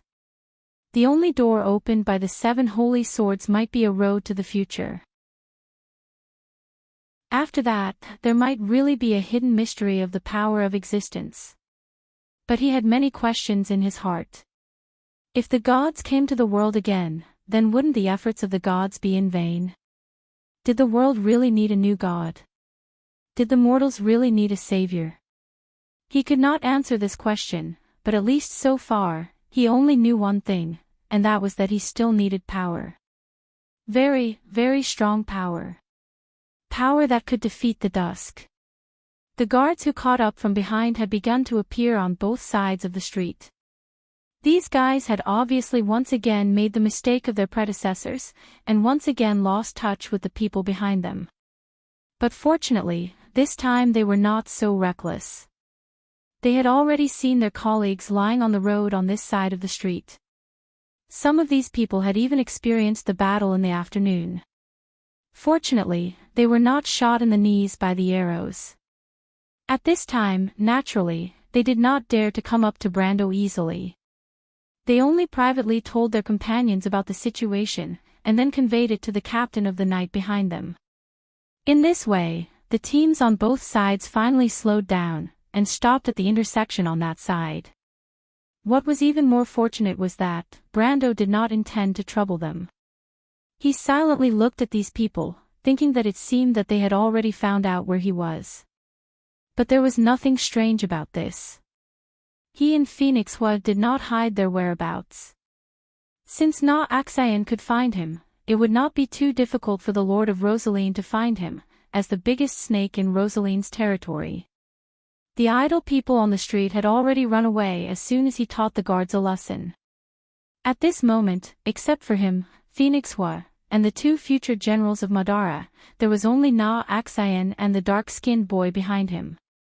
Brando looked at the boy and said to Na Axion, this is... His name is Seabass, the son of my friend, Na Axion quickly replied. Because of the uninvited guests, he was stunned for a moment and forgot about Seabass's recklessness. It was as if he suddenly recalled it, and he immediately broke out in cold sweat. However, he hesitated for a moment, and said firmly, "Sir, my friend entrusted him to me to take care of him. Seabass is like my son. I did not discipline him well. Uncle Na Axion." The dark-skinned boy had watched a big show for free. At this moment, he also understood why his uncle was so surprised at him. The way he looked at Brando was no longer as confident as before. Although Madame Delphian had given him unlimited courage, it was a pity that he was just a boy who had never left Rosaline. The most supreme existence he had ever seen was the lord of the castle. As for what kind of existence could easily beat up the lord's guards, it was no longer within his grasp. He could not help but lick his lips and replied dryly, "Sir, this has nothing to do with Uncle Na Axion. I was the one who wanted to find you because someone asked me to deliver a letter to you." "Someone asked you to deliver a letter to me?" Brando was stunned. Was it Mr. Liu? Seabass was also stunned. Who was Mr. Liu? However, Brando's amiable attitude finally gave him some courage. He took a breath and replied, "No, it was a lady, sir." "Lady?" Brando was really stunned this time. What kind of lady? Actually, what he wanted to ask was whether the other party was a person, a fox, or something else. However, he did not expect Seabass to shake his head vigorously. "I promised her that I would not reveal her name to outsiders. She might mention it to you in the letter, but before the letter is in your hands, I swear that I will not say a single word." As he spoke, he took out a locked diary and said to Brando, "She wrote what she wanted to write in this diary, after page 177. After Seabass finished speaking, he read it again in the letter. After confirming that he did not say anything wrong or miss a single word, he carefully handed the diary to Brando. Brando took a look at the situation at the end of the street in the distance as he took the diary. He had never heard of White Fog writing a diary, and the style of this diary did not seem like something that a witch's spirit that had existed for over 1,000 years should possess. It was more like something that belonged to some noble's daughter. Brando did not expect that his casual guess would be so close to the mark. He took the diary in his hands. The lock was not a problem for him at all, and he opened it with a light swipe of his finger. He opened the diary, and it was at this moment that a group of people on horseback appeared at the end of the street not far away. Brando's eyebrows twitched. He was sure that he had seen Lord Rosaleen among them. However, what surprised him was that among the knight by Lord Rosaleen's side, there was actually a person who had surpassed the peak of the law and entered the supreme realm. This was somewhat out of his expectations. Chapter 1231. Brendel was a little surprised to see someone with the strength of a supreme realm standing beside the lord of a small place like Rosaleen. Although the person's strength had not completely reached the extreme planes and should be lingering at the last stage of the peak of the law, it was a bit like Greysword Saint Mephistopheles in the loop of trade winds. It could be said that the person was only half a step into the supreme state, but even so, it was enough to prove that the person was a genuine supreme being. He had seen the knight beside the Lord of Rosaleen. Their individual strength was relatively strong, and their average standard was also very high. They were much higher than the great lords like Erwin, Erech, and Cypher, but they were barely on the same level as the Cruz Empire. However, a place like Rosaleen in the Empire was probably only equivalent to a remote place like Anzaruta. The people were equally tough, and the distribution of strength was uneven. The strength of the ordinary people was similar to that of most places in Erwin, but the strength of the knight and adventurers was obviously higher. However, even in a place like Anzaruta, he had never heard of a lord having a supreme being as his follower, not even a semi-supreme being. First of all, how could the local lord have a supreme being serving him? The number of supreme beings in the entire empire was less than 10. Including those who lived in seclusion, there were no more than 20 of them. How many lords were there in the empire? Excluding those knights who had a few pieces of knight's salary, there were at least hundreds or thousands of them. Secondly, most people could not afford to raise a Lemiter. If a Lemiter wanted to continue walking down this path, they would need to consume countless resources. Take Luin for example. If he had not been lucky enough to experience the baptism of the great demonic wave, he would not have been able to reach this step so quickly. However, outside of the law of Tiamat, how much pure magic was brought by the tide set off by the Sea of Magic? If it was converted into magic crystals and other similar products, how many magic crystal mines did Won't have to support such consumption? Not to mention, just as nominal teacher, Greysword Saint Mephistopheles, alone consumed 1/5 of the magic crystals produced in the Black Forest every month. The same amount was almost half of the consumption of the entire Valhalla fleet. One person was equivalent to half of the floating fleet. How many lords could afford to raise a supreme being? If Brando did not have the ability to exploit the resources in the Black Forest with the Druids, perhaps the ABs would not have been able to keep his nominal teacher for long. Of course, this did not exclude the possibility that some supreme beings were the protectors of smaller duchies or kingdoms, or even members of the royal family of the kingdom or duchies with high seniority. Out of the need to protect their descendants and foundation, they might not care about personal gains and losses and stay in a barren land for a long time. Even if this choice was not beneficial to their pursuit of the law and power, these people would often give up on the desire to continue on this path. They would put more thought into the pursuit of worldly power, and it would be difficult for them to improve their strength. After all, after the Supreme Realm was a vast and boundless road. Since the War of the Holy Saints, almost no one could take the next step to reach the Sage Realm, so there were many people who chose this path. However, Brando did not think that the middle-aged man in front of him was such a person. First of all, the man had nothing to do with the Rosaleen family, because no matter how one looked at him, he did not look like a native of Rosaleen. To be precise, the man was a foreigner. He had light brown hair, light blue eyes, deep-set eyes, a high nose bridge, and fair skin. At first glance, one could tell that he was a typical Wone person. Brando also judged that the man should be from the southern part of the Cruz Empire, the descendant of Anzaruta and the Grey Mountain people in the Grey Mountain area. The Arrowan people there had been mixing with the people of the Empire for a long time, thus forming a special race. How could such a person walk together with the Lord of Rosaline? He suddenly remembered that Axayan seemed to have said that the number 1 guard captain of Rosaline was a foreigner. He claimed to be from Cruz, and seemed to be called Bobin or something. However, Brando felt that this name did not sound like a Cruz person's name, but more like an alias. The moment Brando saw this person, he released the suppression on the knight in front of him. It was not a wise thing to take the initiative to open the extreme planes in front of an opponent of the same level, and he did not want to be as stupid as Williams. Normally, only wizards would take the initiative to pull their opponents into their extreme planes, because to them, the extreme planes was only a means to establish a home ground advantage. They trusted their magic more, and magic was the only way to win. The Rosaline knights suddenly felt that the power that was shackling them was no longer restrained. Caught off guard, they almost lost their balance and fell off the saddles of the wingless dragons.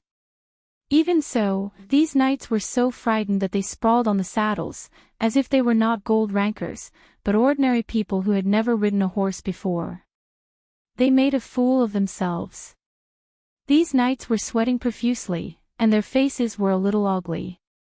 They knew that the Lord of Rosaline was looking in their direction, and from his gloomy expression, it was obvious that he was not satisfied with their performance. Fortunately, Bobin acted to stop his lord. He was also sizing up Brando. In fact, this guard captain was not as calm as he appeared on the surface. The moment Brando released the suppression on the knights, he knew that this young man's strength was a little terrifying. This terrifying meant that it was beyond his imagination. This was a genuine Supreme Class fighter, and he might not even be in the middle or early Supreme Class. When Brando opened the extreme planes, Bobin did not see what it looked like. To be able to integrate the Supreme Class with the material world was something that only the late Supreme Class could do. However, the late Supreme Class was a broad range, and it was hard to say how far the late Supreme Class could go. Bobin had some confidence in dealing with ordinary Supreme Class fighters, and he was not completely helpless against those in the middle or late Supreme Class. Even though he was only half as strong as a Supreme Realm warrior now, that was only because of the scars left on his body from the passage of time and his injuries. When he was at his peak, a young man like Brendel would at most surprise him. However, to think that there was such a genius in this era, Bobin felt a little emotional. He thought that the turbulent era that he had experienced was already Wone's most glorious era. In the decades after that, the names of the past faded away one after another. The empires seemed to have sunk into a long period of depression. The great era before the war that made people's hearts surge was gone forever. All that was left was the reminiscence of the past. He thought that the mortal kingdoms would sink into a long period of depression, but he did not expect that after half a century, such a genius would be born on this land again. There was more than one of them. The two spirits of the dead behind Brando, and the little girl standing beside them, were all reflected in Bobin's eyes. Although the talents of the Insursta Dragon and Tarkus could not compare to Brando's cheat-like strength, they were still considered top-notch among ordinary geniuses, especially the Black Lord of Madara. Although he was a spirit of the dead, he was only about the same age as Brando. As for Phoenix Fire, Brando felt that if it was not for the system's endorsement, he would have been left behind by her by dozens of streets. Before seeing these people, Bobin thought that he should have thrown away everything in the past. He had left Wone for 9 Phoenix, and left the land that he had always yearned for to come here for nearly half a century. Old Rosaline had helped him when he was at his lowest, and he had always thought that he would protect this somewhat ruined family because of this kindness. At least, that was how it seemed to him. Until 100 years later, he had guarded his own secret and left this world. But today, the young man standing in front of him seemed to have regained his desire for the truth. He knew that he did not have much time left, but for a moment, the thought of becoming a spirit of the dead had ignited in his heart. The shock in his heart did not come from Brando's strength and talent. It was his face. It was a typical face of the Erewhon people. He was slightly handsome, but next to the Enrich dragon and Tarkus, he was not worth mentioning.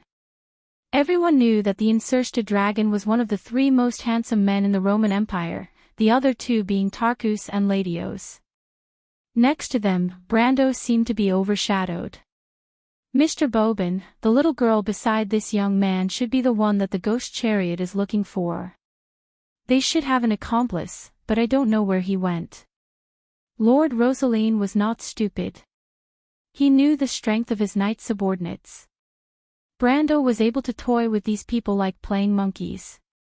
Obviously, his strength was not proportionate to his youth. He also knew the strength of his subordinates, so even if Bobin did not stop him, he would not act rashly. His knight subordinates were not worth mentioning, but the Rosaline family could not produce any more convincing force. This was indeed a ruined family. Ever since his father passed the position of the head of the family to him, or rather, ever since the Rosaline family failed in the Swift Plains and migrated here, it had become an established fact. Fortunately, he still had someone to rely on. He knew how powerful the nominal captain of the guards beside him was. He was not actually a retainer of the Rosaline family, but had stayed here to take care of his descendants because of his father's kindness. Chapter 1232. Lord Rosaline had no idea how powerful the other party was, but he knew that the other party was very, very powerful. The knights under his command were no match for the other party. Otherwise, those lawless fellows would not have allowed such an outsider to be the captain of the guards for so long. He only remembered one time when he saw the other party attack. His most powerful knight couldn't even last one move against the other party. In fact, the other party only glanced at him casually, and that knight was defeated without a fight. From then on, he treated the guard captain as the guardian of the family. Not only did he treat him with the highest respect, but he was also on the same level as him in the castle. Fortunately, this person did not seem to care about fame and was loyal to the Rosaline family. Countless experiences had proven his reliability, and Lord Rosaline had always treated him as his last support. For example, in a situation like this, he had no choice but to let the other party attack. However, Bobin was hesitant. This lord's strength was very weak, and he might not know this, but he thought that his knight subordinates should know. He usually only displayed the strength of an end state, which was one's peak level of law. There was still a gap between him and the 9-headed phoenix's extreme power. If he wanted to fight with Brando, he would have to use the strength of an extreme state. Even so, he was worried that he might not be able to gain an advantage over the other party. However, this battle was inevitable. Bobin only hesitated for a moment before making up his mind. A thought that seemed to have been silent in his heart for decades rose uncontrollably at this moment. He turned around and said to Lord Rosaline, "The other party is very strong.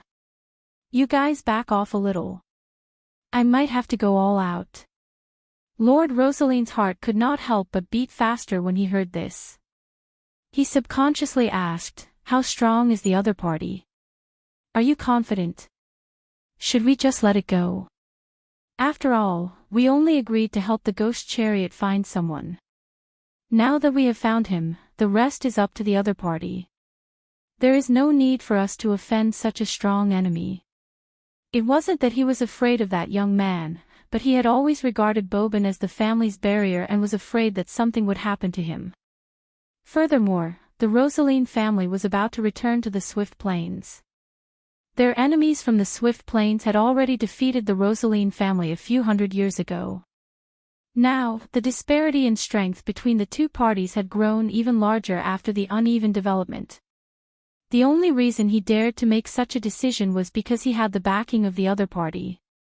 But Bobin looked at him and said, "Don't do anything superfluous, my lord. Besides, your knight is nothing in the eyes of the other side. He's not an enemy. I might be acquainted with that young man. Maybe he can help you. He's your friend. Lord Rosaline was elated.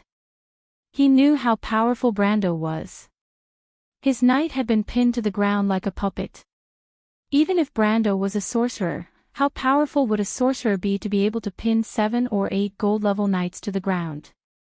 You can understand it even if you think with your knees. Bobin still shook his head. It could be a descendant of an old friend, but I still need to confirm it. How do you confirm it? Lord Rosaline immediately shut his mouth. He had already sensed the answer. The aura of the guard captain beside him was rising steadily, and the pressure from the other party made him almost unable to stand beside him.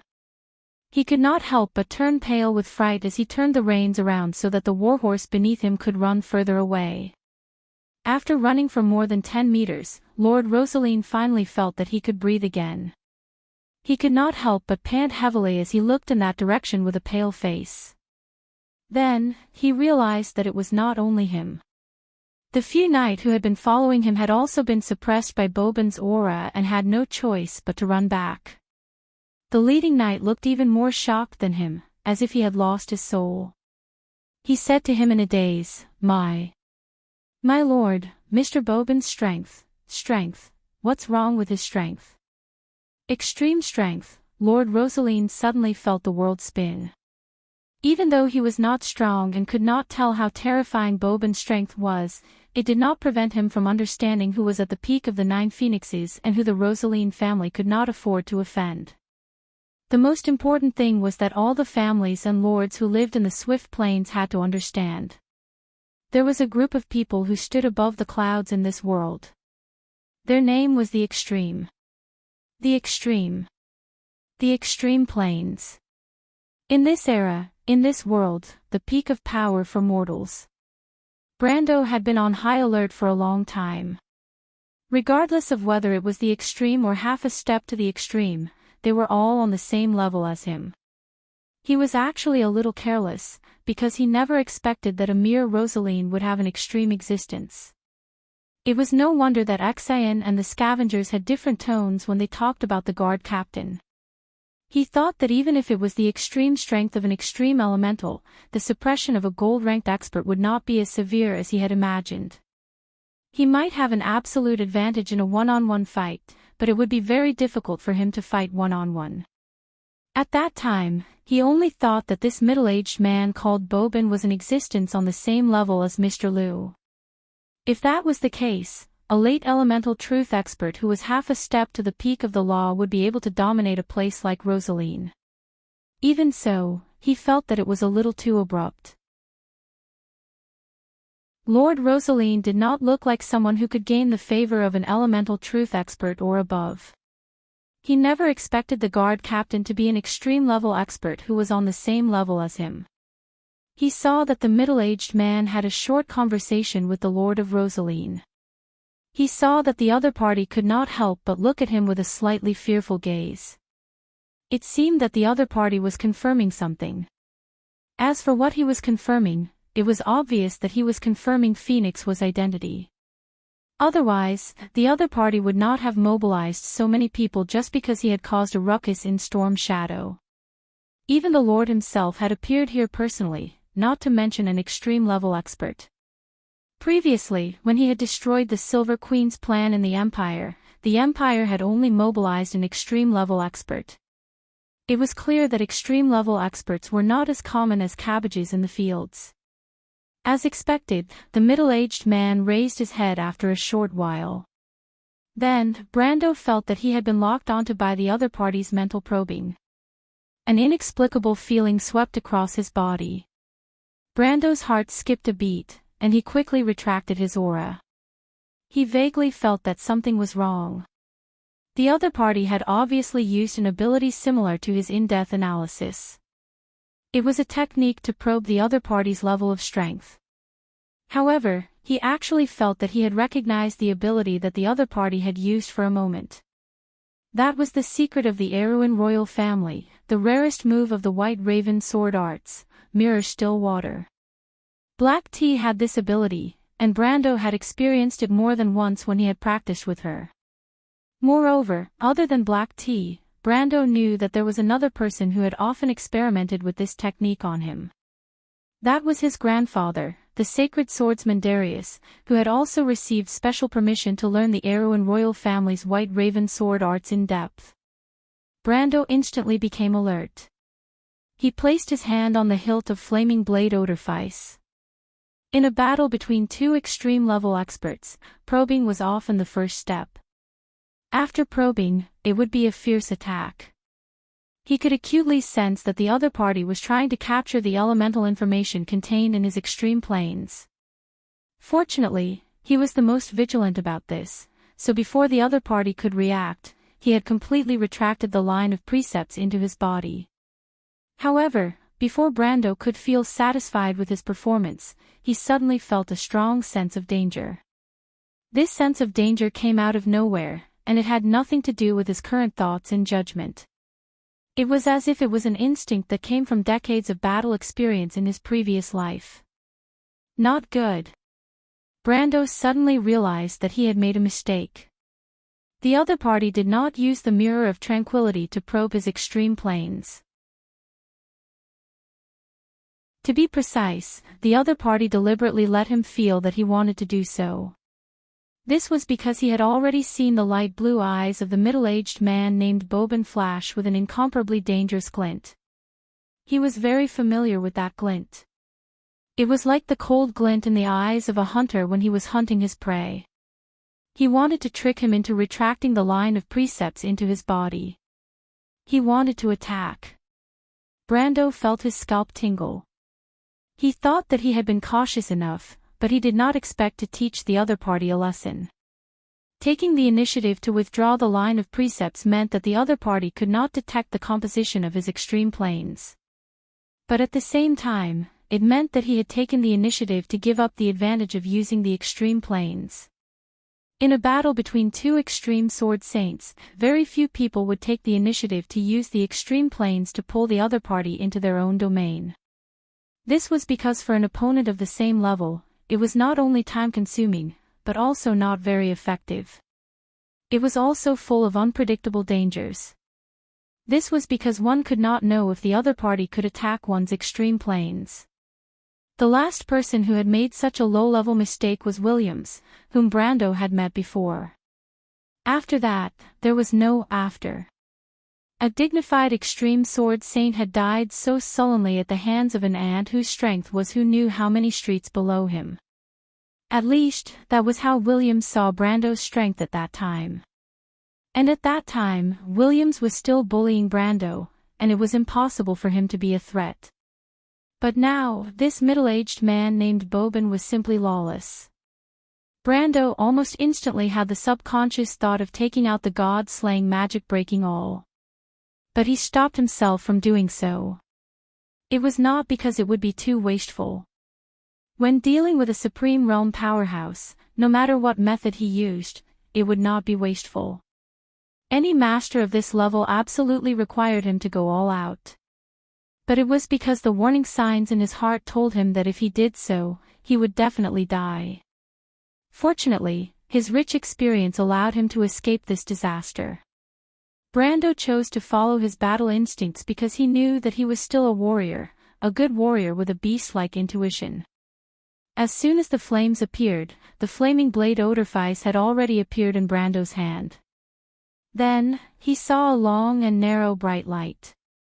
At that moment, Brando was so scared that he almost bit off his tongue. Flash strike sword art, his heart was filled with shock. If a moment ago, he still did not think much of it, but at this moment, he already understood that the middle-aged man in front of him was definitely not an ordinary person. He even guessed that the other party's strength was definitely not at the peak of the half-step. At least, it was not at this level in the past. It was very likely that for some reason, he had regressed to this level. At his peak, the other party was definitely a peak Supreme Realm powerhouse who was comparable to him. It was not just the level of strength. It was also the experience. At least at that moment, he felt that he had met an opponent who was at the same level as he was in his previous life. The feeling of danger when the sword was drawn was definitely an ability that only a top-level warrior could have. But why did the other party also know the Flame King's flash strike sword art? Clang! The two swords clashed. It was clearly dusk, but Brando clearly saw a spark extending in the darkness. P.S. I just noticed that the tweets were blocked. I really didn't expect it.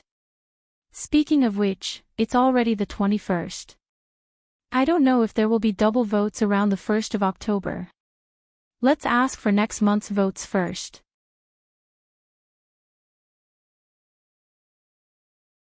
Chapter 1233. Flash Strike Sword Art.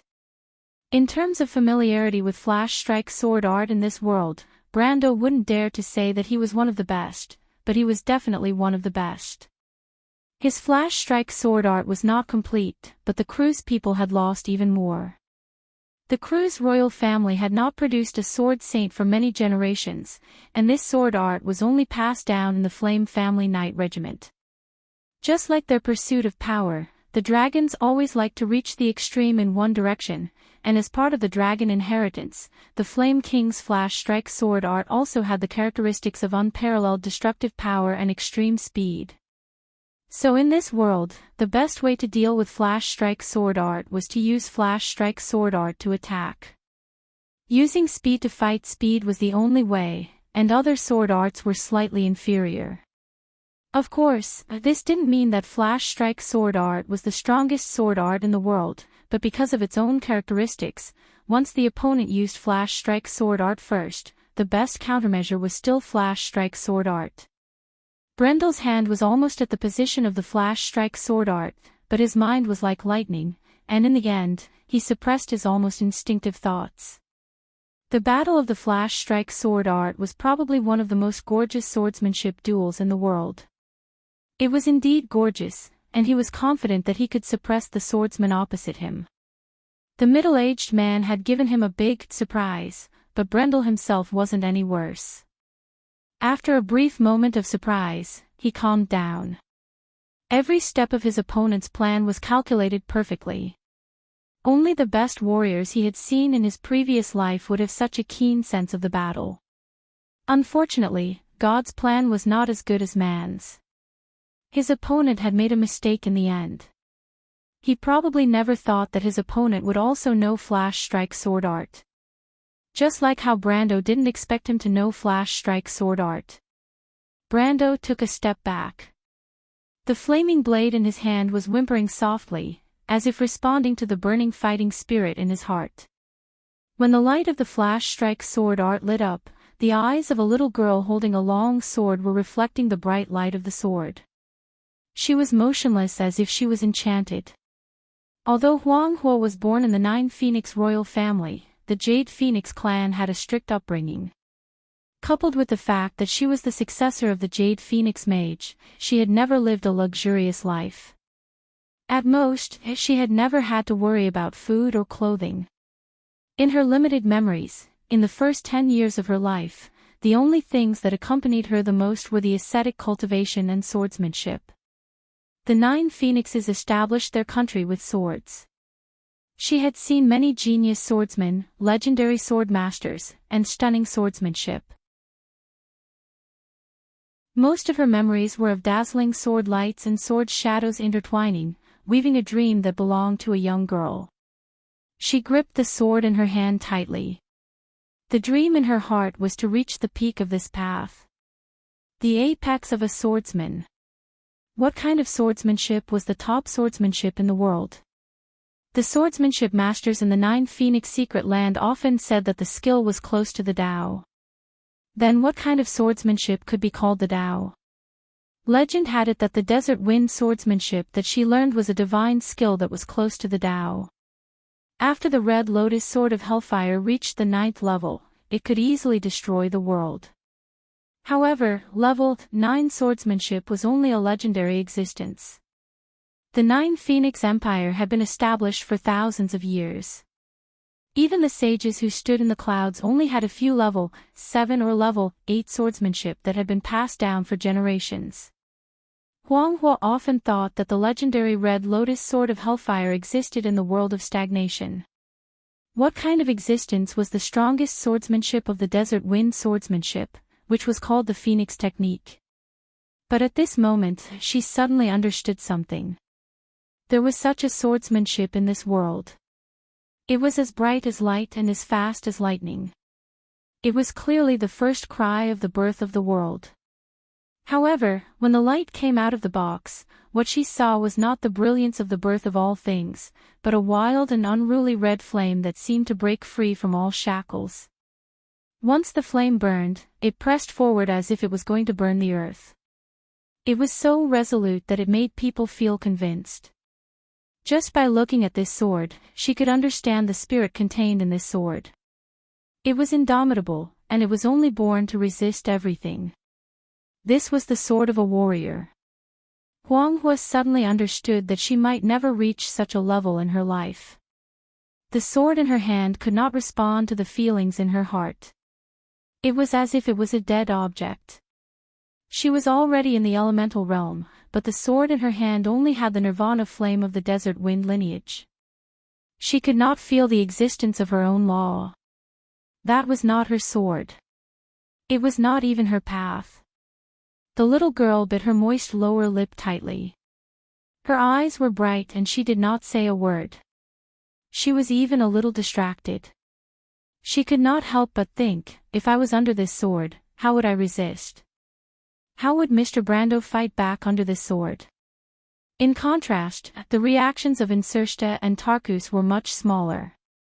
Although for them, the flash strike sword art was also a legendary thing, sometimes, when their thoughts were too complicated, the world they saw and the realizations they gained were much less.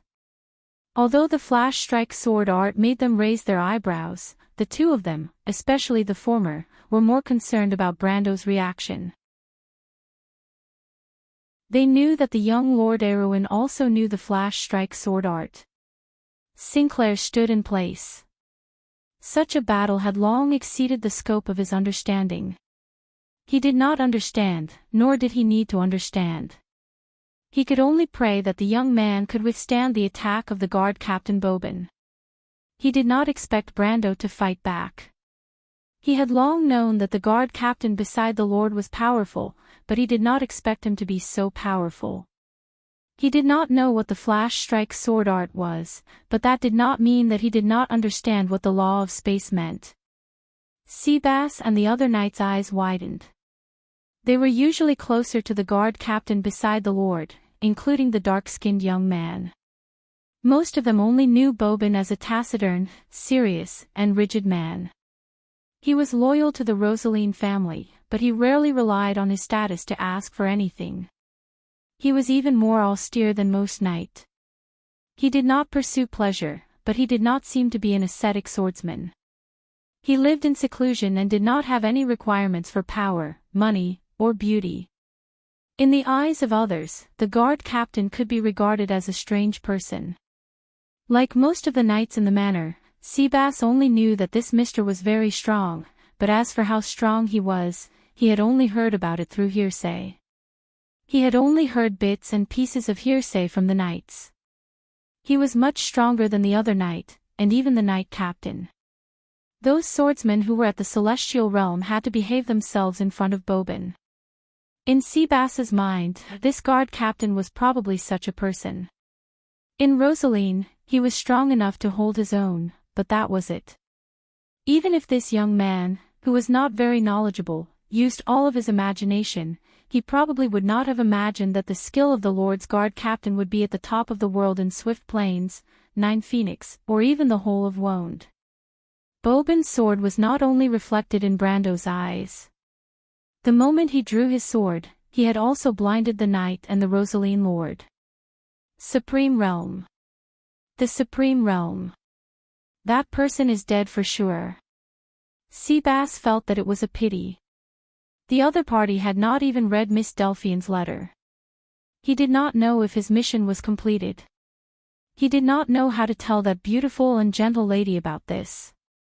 Could it be that the person you sent the letter to was killed by the Lord's guard captain before he could read the letter? He then became nervous again. The diary was still on that person. He hoped that the Lord would not search his belongings. He did not know if Miss Delphian would be implicated. At this moment, he was not the most worried about himself.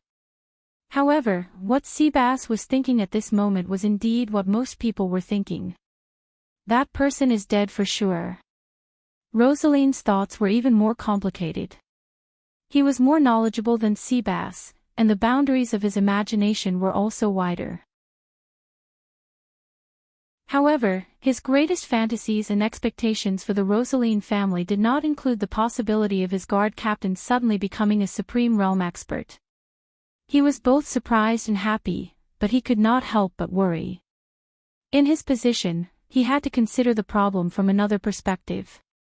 For such a person to hide his strength and stay in the Rosaline family, acting as if he had no desires, why?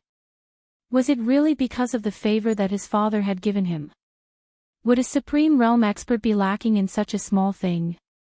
These messy thoughts were mixed up in his mind, making him unable to pay attention to what was happening in front of him.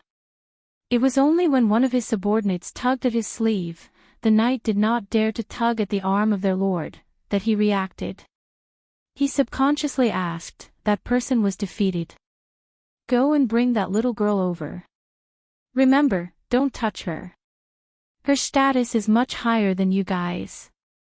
He said weakly, also, let Mr. Boban. No, I mean Master Boban, come over. I have something to say to him. Forget it. It's better if you guys take me to see him. My lord. The knight's voice was a little awkward. What are you waiting for? The Rosaline's lord could not help but feel a nameless anger rising in his heart. He really could not guess what his guard captain was planning. It seemed that the only thing worth the Rosaline family's attention was that thing. Ever since that thing had been discovered, whether it was the people from the ghost chariot or the people around him, they had all flocked over like sharks that had smelled blood. How could the small Rosaline family tolerate these gods?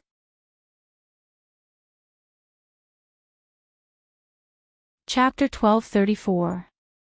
In fact, he didn't want to participate in the battle between Yufeng and Ghost Chariot, but the strange creatures in the Rosaline wilderness were eyeing his life. Those people seemed to have realized this as well. If he didn't agree, wouldn't the Rosaline family have to wait for death on the other side of the Taiga Strait? Back at the Swift Plains.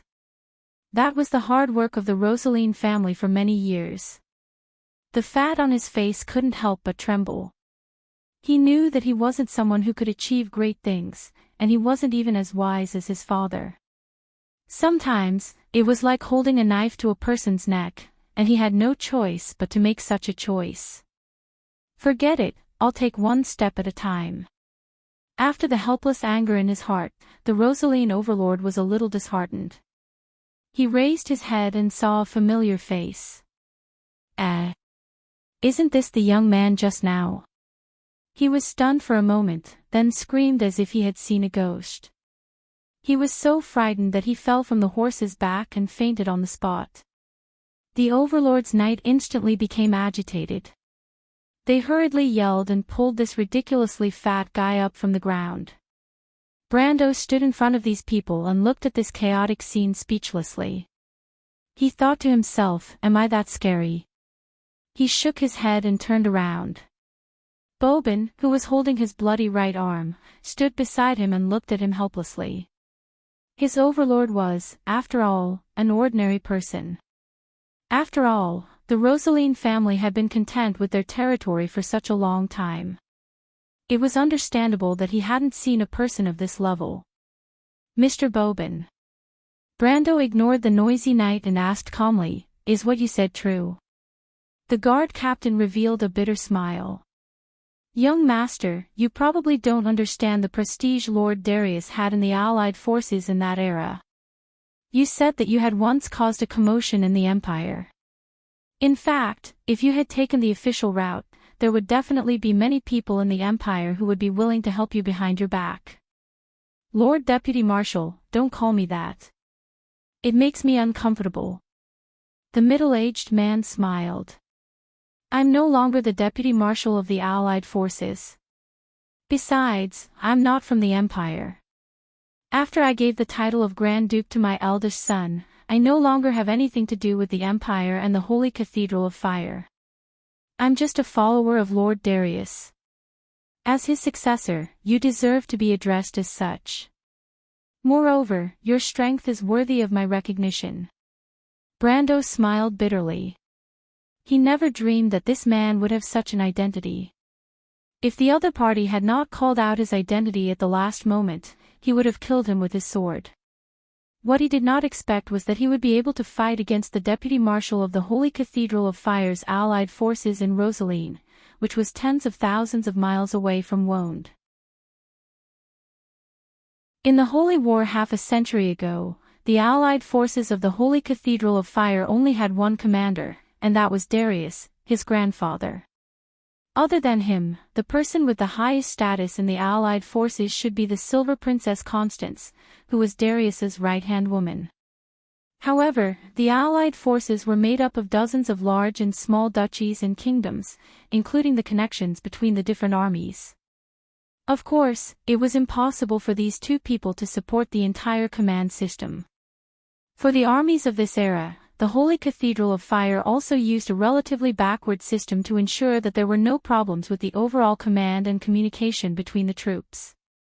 That was to select a member of the royal family or a member of the most powerful family in a kingdom or dukedom who was outstanding in strength and prestige to serve as the secondary commander of these troops. Although this command system was backward and inefficient, it was surprisingly effective in ensuring communication between the armies. After all, under the rule of the Holy Cathedral of Fire, most of the nobles in the kingdoms had a harmonious relationship with each other, and most of them had private dealings with each other. Coupled with their own prestige in their own countries, they were able to suppress the voices and dissatisfaction of the armies sent out by their own countries.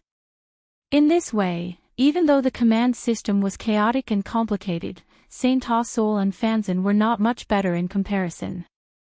In a situation where everyone's movements were slow, they could just sit down and fight their own battles. After all, the nobles did not care how many people died. However, among these nominal commanders, not all of them were just nominal commanders. In fact, in the vast land under the rule of the Holy Cathedral of Fire, there had always been geniuses and strong people, regardless of the era. Outside of the Cruz Empire, there were also people who shone like new stars. His grandfather, Darius, was not an exception. Even within the Erewhon Empire, there was also Tolman, an anomaly. The kingdom of Erewhon had never been special in Wonde.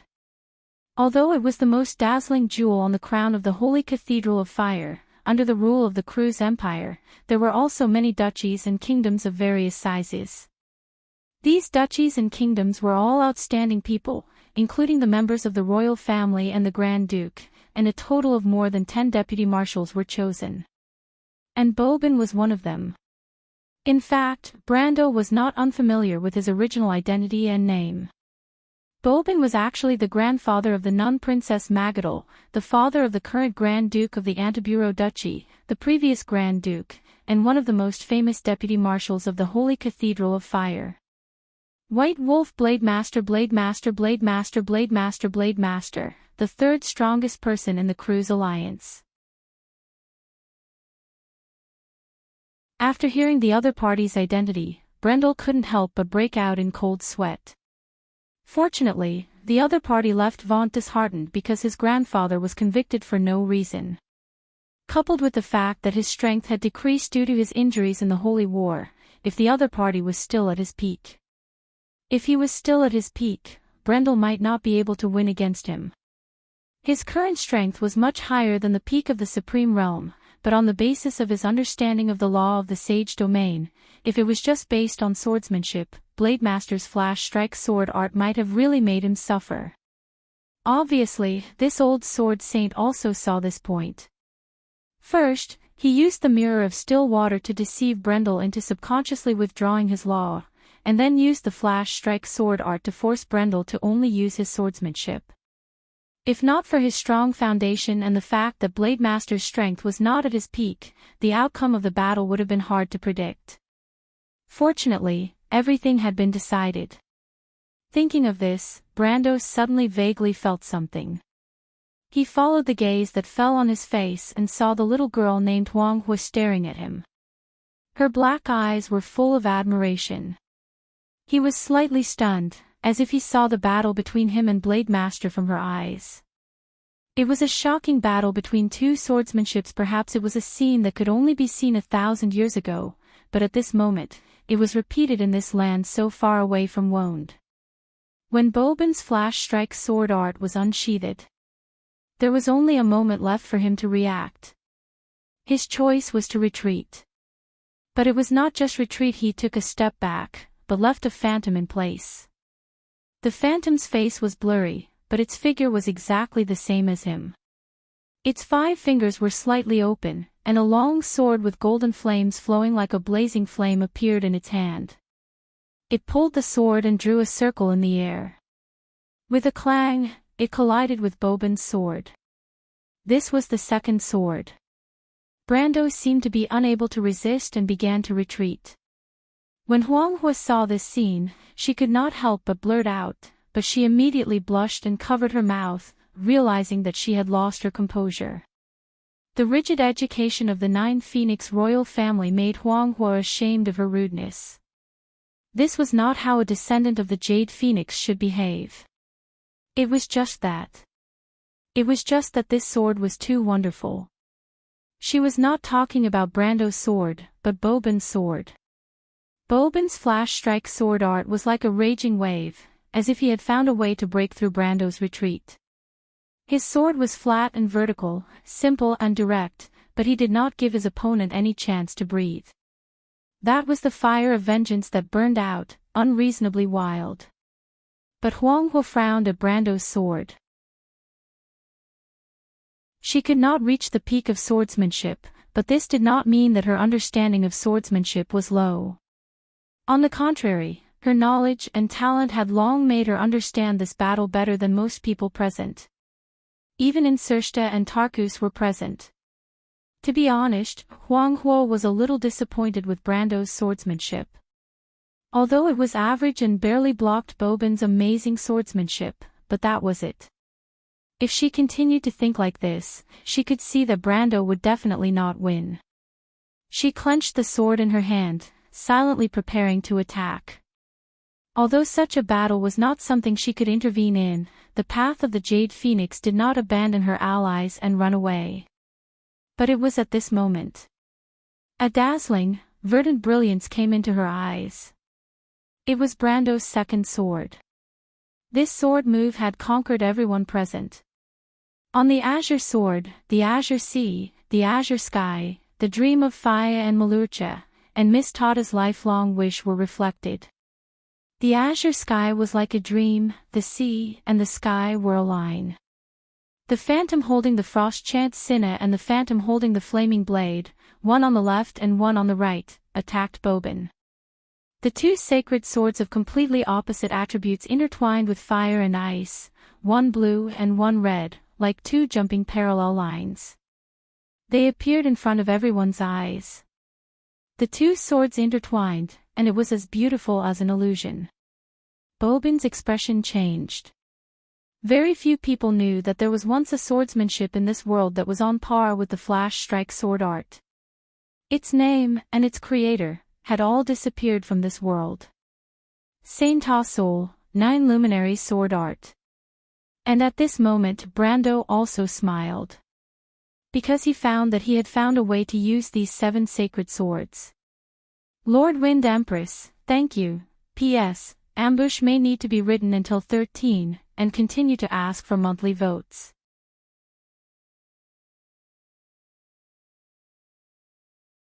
Chapter 1235. Brando didn't use his sword again. After blocking Bobin's sword with flaming edge, he used Frost Chant Sinna's phantom to quickly counter with Cruz's short sword technique. He was very familiar with the swordsmanship passed down by Cruz and Erwin. Although these swordsmanship couldn't be said to be amazing, after the precipitation of history, they became more concise and clear. They were truly practical swordsmanship. With his understanding of swordsmanship and the 9 luminaries sword technique as a footnote, it was enough to turn something rotten into something magical. After 7 consecutive strikes, Boban had no choice but to give up on using flash strike sword technique because there was still flaming edge eyeing him. At this time, Boban's heart sank as he understood that he had lost his last chance. Clang, clang, clang, clang, clang. After 7 consecutive strikes, the 2 swords would cross 7 or 8 steps in the direction that Boban had retreated. By the 7th strike, there was a complete difference between offense and defense. At this time, Phoenix Fire could no longer see the exquisiteness of the swordsmanship. She only felt that Mr. Brando's swordsmanship was just right. Because it was indeed just right. Boban's heart was filled with joy. Looking at Brando's sword, his eyes shone with a strange light. Of course, he could recognize that this was the fast sword technique of the Anzaruta region. It was one of the swordsmanship that the locals used in duels. Only people who were familiar with these 2 countries, and only people who truly understood swordsmanship, could display this plain and simple swordsmanship to such a level. It wasn't as grand as flash strike sword technique or 9 luminaries sword technique, but it was just right to be used here. There was no need to use anything more magnificent. Swordsmanship was the art of battle. A real battle didn't have any extra burdens. He had retreated to the limit, and the Phantom's fast sword technique had also reached the limit. This was the limit of human strength, but there were still some things in this world that couldn't be guessed by human strength, and that was the 9 luminaries sword technique. A miracle witnessed by the moon of magic. A swordsmanship that used magic as its basis. When Boban finished the last step of the fast sword technique, he saw a bright golden line flash in the darkness. It was a long and narrow sword blade. It was so bright that it seemed to be brighter than his entire life. His mind was intoxicated, as if he had seen all the truths of the world. If it wasn't for the resolute will of an old soldier that made him wake up at the last moment and shout out that name, he would have died. This sword not only drew a trail of blood on his shoulder, but also pierced through his neck. Because it was flash strike sword art. It fanatically pursued offensive swordsmanship. Its blade was like a raging inferno, shouting to break free from all the shackles of this world, to pursue blood and victory. After a long while, Brando opened his eyes again. The eyeballs wrapped under his eyelids trembled slightly, as if he had just recovered from the dream of the previous battle. His eyes met Huang Hua's. The little girl bowed to him respectfully, not because of the complicated etiquette of the 9 Phoenix imperial family, but because of the respect of a senior. He looked at Huang Hua's dark hair and realized that not everyone in this world was lucky enough to witness an extreme sword. Huang Hua could be considered lucky, as this battle would bring her many things.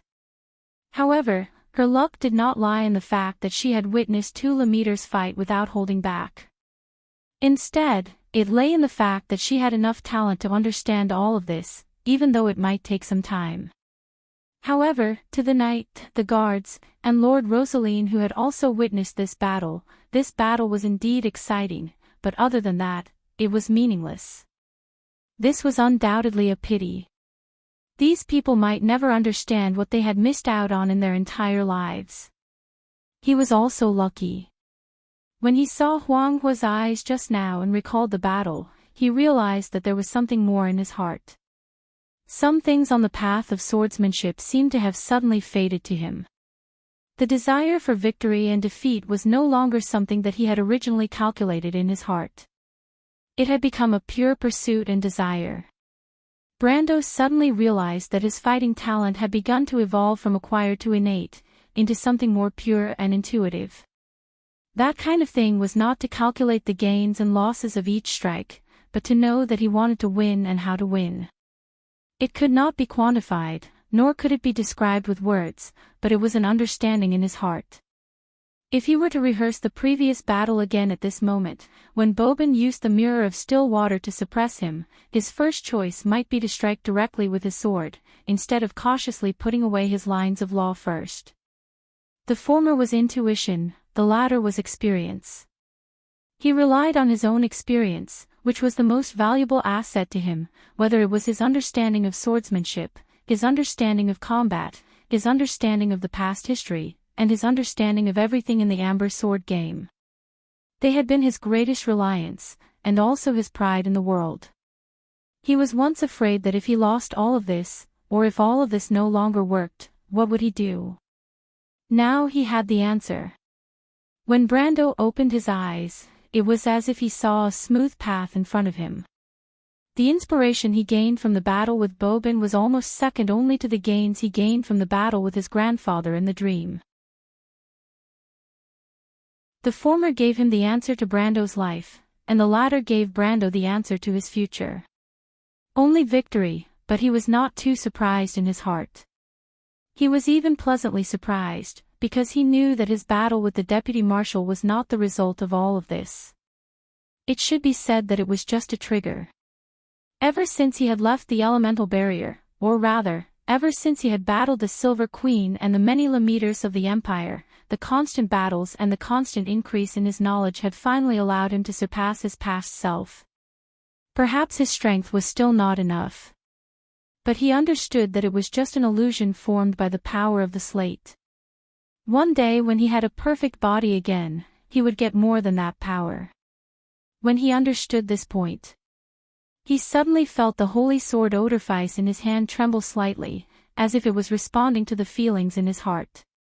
Then, under his astonished gaze, he felt golden lines that spread like flames appear in his mind, and then lines of words appeared on them. Brando suddenly understood. That was the flash strike sword technique.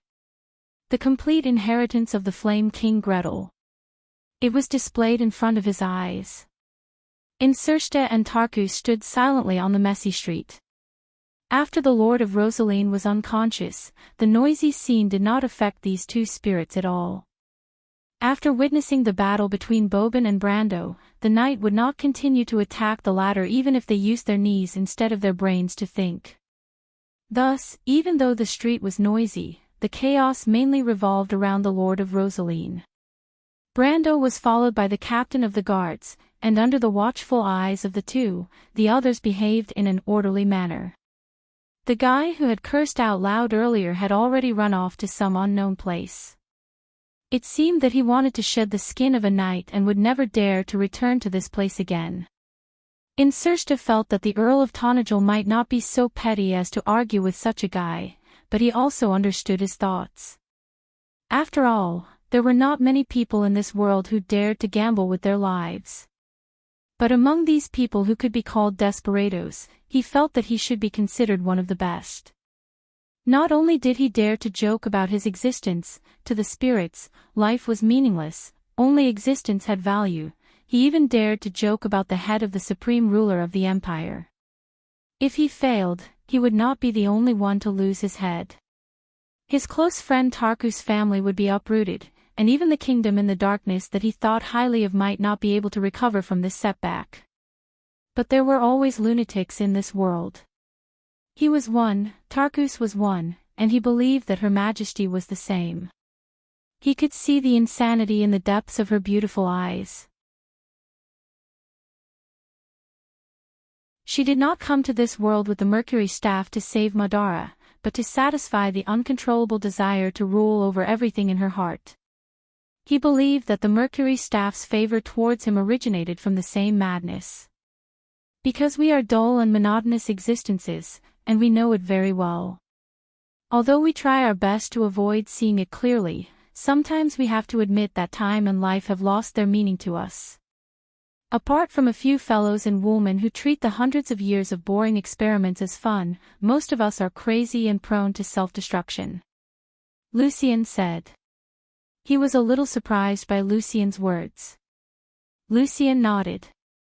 It's just that this kind of destruction is rather special, obscure and difficult to be discovered by others. We wage war, not to fight for survival resources, but simply to prove the existence of the Empire. Because existence is too heavy for us, Insersta muttered to himself, repeating the words spoken by the great Lich Ocaso a few hundred years ago. He turned to look at his partner and asked, "What's the matter?" "I'm thinking, when the two of us made this plan, did we also have such subconscious thoughts in our hearts?" Tarkus shook his head. He was a serious person, and life was as strict and regular as a wind-up clock to him. There was no meaningful or meaningless dispute.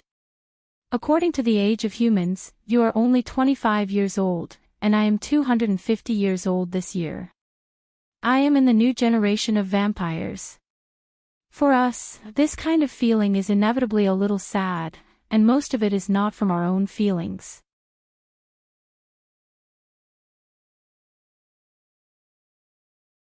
Chapter 1236.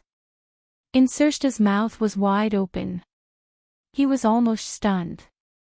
My God, you actually spouted so much nonsense just to refute me. Should I feel honored or at a loss for what to do? It seems like this is the first time since I've met you. And my old friend, your words sound a little like the 9 phoenixes. I didn't know you had the gift of a linguist. Tarkus glanced at him. I always have, you just didn't notice. Before my 100th birthday, I always thought I would become a scholar. The poor Black Lord rolled his eyes.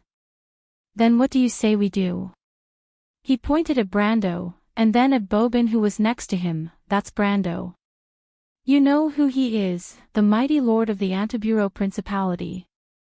My God, if we bring these two back to the realm of eternal death, we'll be waiting for His Majesty to chop off our heads. Tarkus, however, looked in that direction and remained silent. Take one step at a time, he replied. That doesn't sound like something you would say, Tarkus. It doesn't sound like it, Tarkus replied, because it is. For the first time, Insersta discovered that his friend actually had a talent for humor, although he probably didn't think so himself. Now he was beginning to admit that Tarkus did indeed have the potential to become a scholar, because they were both neurotic, in his opinion. But that was of no use. 5th column, 7th line, 8th line, Delphian struggled to prop herself up on the ladder. Her face was as white as a thin sheet of paper, and sweat poured down like rain, densely covering her almost transparent skin. But she was careful not to let a single drop of sweat stain the bookshelf. That would be a fatal mistake, and absolutely could not be allowed. Her gaze rested on one of the books. The bookshelf had traces of frequent looting, and the gilded title on the thick book spine was very ordinary. It was the genealogy of the Rosalinds. At a glance, such a book seemed to have the value of being frequently looted. Some nobles liked to reminisce about their family's history. The more glorious the family's past, the more bleak the present, the more they liked it. The Rosalind seemed to fit this pattern, but Delphine's intuition told her that she had guessed correctly. She took a light breath and retracted her hand. She wiped the fine layer of sweat on her pure white wrist and palm with her skirt. This extremely rude action was something that she would never do on a normal day. That was something that only servants would do. But people were not born vulgar. Of course, it was the same for nobility. The Prime Minister's daughter wanted to prove this right now. After carefully wiping off her sweat, she moved the ladder closer and reached for the book in the corner of the bookshelf. Carefully, she tried to take out the book the way its original owner had taken it out. 5th column, 8th line, History of the Rosaline Family, page 332, 3rd paragraph, between the 7th and 18th sentences, you found it very accurately. An abrupt voice suddenly rang out behind Delphian. It was a somewhat gentle voice, like a gentleman's careful voice, afraid of scaring her. But Delphian, who was highly strung up, was so frightened that she trembled. The thick book in her hand fell out of her hand and landed heavily on the thick carpet. She missed a step and fell backward. She screamed and fell from the air. She could not help but close her eyes. She remembered that there was a small table behind her. If she fell on it, she would most likely die. Countless complicated thoughts rushed out of her mind. She did not expect to fall short of success in the end. Perhaps it was just like what his grandfather had said about him. He was still too simple-minded and paranoid about this world. Martha had taught him this answer one by one, but in the end, he still ignored all of it. What she thought of was not hatred, nor was it the empire burning in flames and the dying Silver Queen. In the chaotic illusion before her eyes, she saw the bright afternoon sun. She saw her grandfather's carriage slowly driving along the rose path into the green courtyard. Under the huge willow tree of the Nidevan family, the old man's figure became more and more crooked. The era of the giants had finally come to an end. After the Supreme of the Empire had obtained everything he needed, his daughter began to strip away the glory of this ancient family. She wanted revenge. For her grandfather, for her father, she wanted to take back the glory of the Nidevan family. She suddenly remembered the question Elman had asked her on a warm summer night when she and Elman were hugging by the side of the Lovers' River in the imperial capital. "Delphian, tell me. Do you care about my identity and the family behind me, or do you care about me?"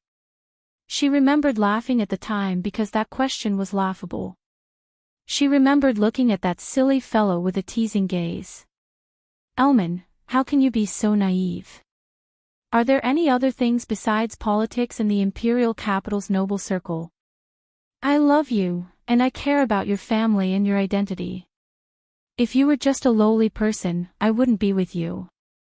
Elman did not say anything at that time, as if he had silently agreed. Delphian suddenly felt a little disappointed. She suddenly realized that her love and hate were mixed with something that should not have been there. But when she came back to her senses, she found that she was not in Elman's warm embrace, but in the embrace of a stranger. The man looked at her with a smile. His hands wrapped around her ankles and shoulders and held her from behind. Before she could react, he placed her on the ground politely.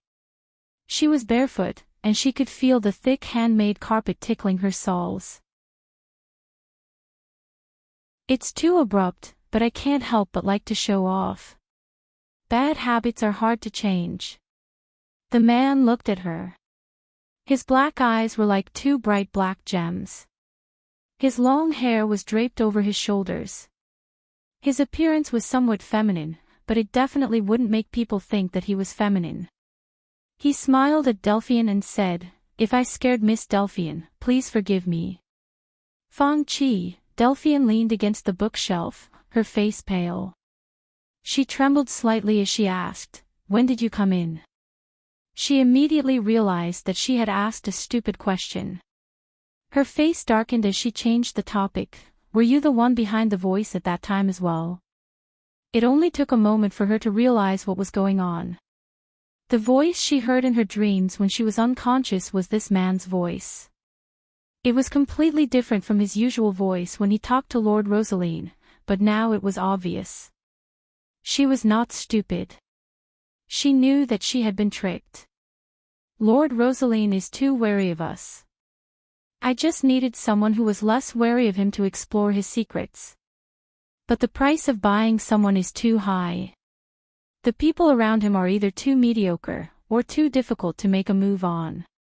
Fang Qi did not hide from Delphian's accusation. He crossed his arms and shrugged, "Only Miss Delphian has an interesting experience." I believe I didn't force you to do anything." Delphian's expression changed. She said angrily, "You peeped into my memories. I know it's not a good habit, but I just can't help it. I'm sorry, I hope you can forgive me." Fang Qi scratched his head awkwardly, "But you're a clean girl, and I didn't see anything unnecessary. You have to believe me. And the details of your life don't exist on the surface of your consciousness. You should understand what I mean." Delphian's face was ashen. She gritted her teeth and glared at him. Just as she was about to explode, the man seemed to realize that he had gone too far. He quickly shut his mouth and changed his words. I'm sorry, but I have to explain myself. After all, this is related to my reputation. Shut up, the Prime Minister's daughter squeezed out the two words from between her teeth. Okay, Miss Delphian. Please calm down. I'll listen to your orders. The man immediately raised his hands and said, but I believe we still have a common topic. Since you've seen those things, I can roughly guess what you want to do. Your current actions also prove my thoughts. Our goals are the same. Delphian was silent for a moment. She wanted to explode, but she suppressed her impulse and asked coldly, what do you want to do? Feng Qi walked past her and bent down to pick up the book from the ground. He flipped through the pages and then closed the book. He looked up and said to her, Miss Delphian, your help to us ends here. But you've given me a surprise. Perhaps you can solve the mystery of the jadeite. You want me to solve the mystery of the jadeite? Why should I? Delphian looked at him coldly. I don't care if I die. I also don't want a great beauty like you to die, Miss Delphian, Feng Qi replied. It's not that serious. This is just a transaction. You want to save the world, and so do I. After all, neither of us wants to die. You should know that the jadeite heart only has one use. It can also let you ascend to the throne, not just the 9 phoenix. Delphian mercilessly exposed him. That's just a side effect, Feng Qi replied nonchalantly. Maybe it's a little important to me, but it doesn't mean anything to you, Miss Delphine. But we have a common enemy, and I can help you deal with him.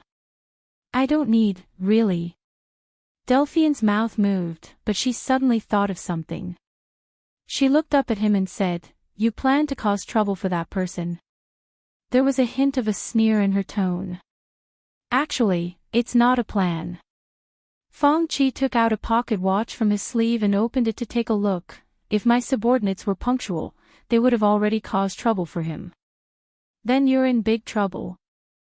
Delphian looked at this guy a little pitifully and sneered, You'd better pray for yourself.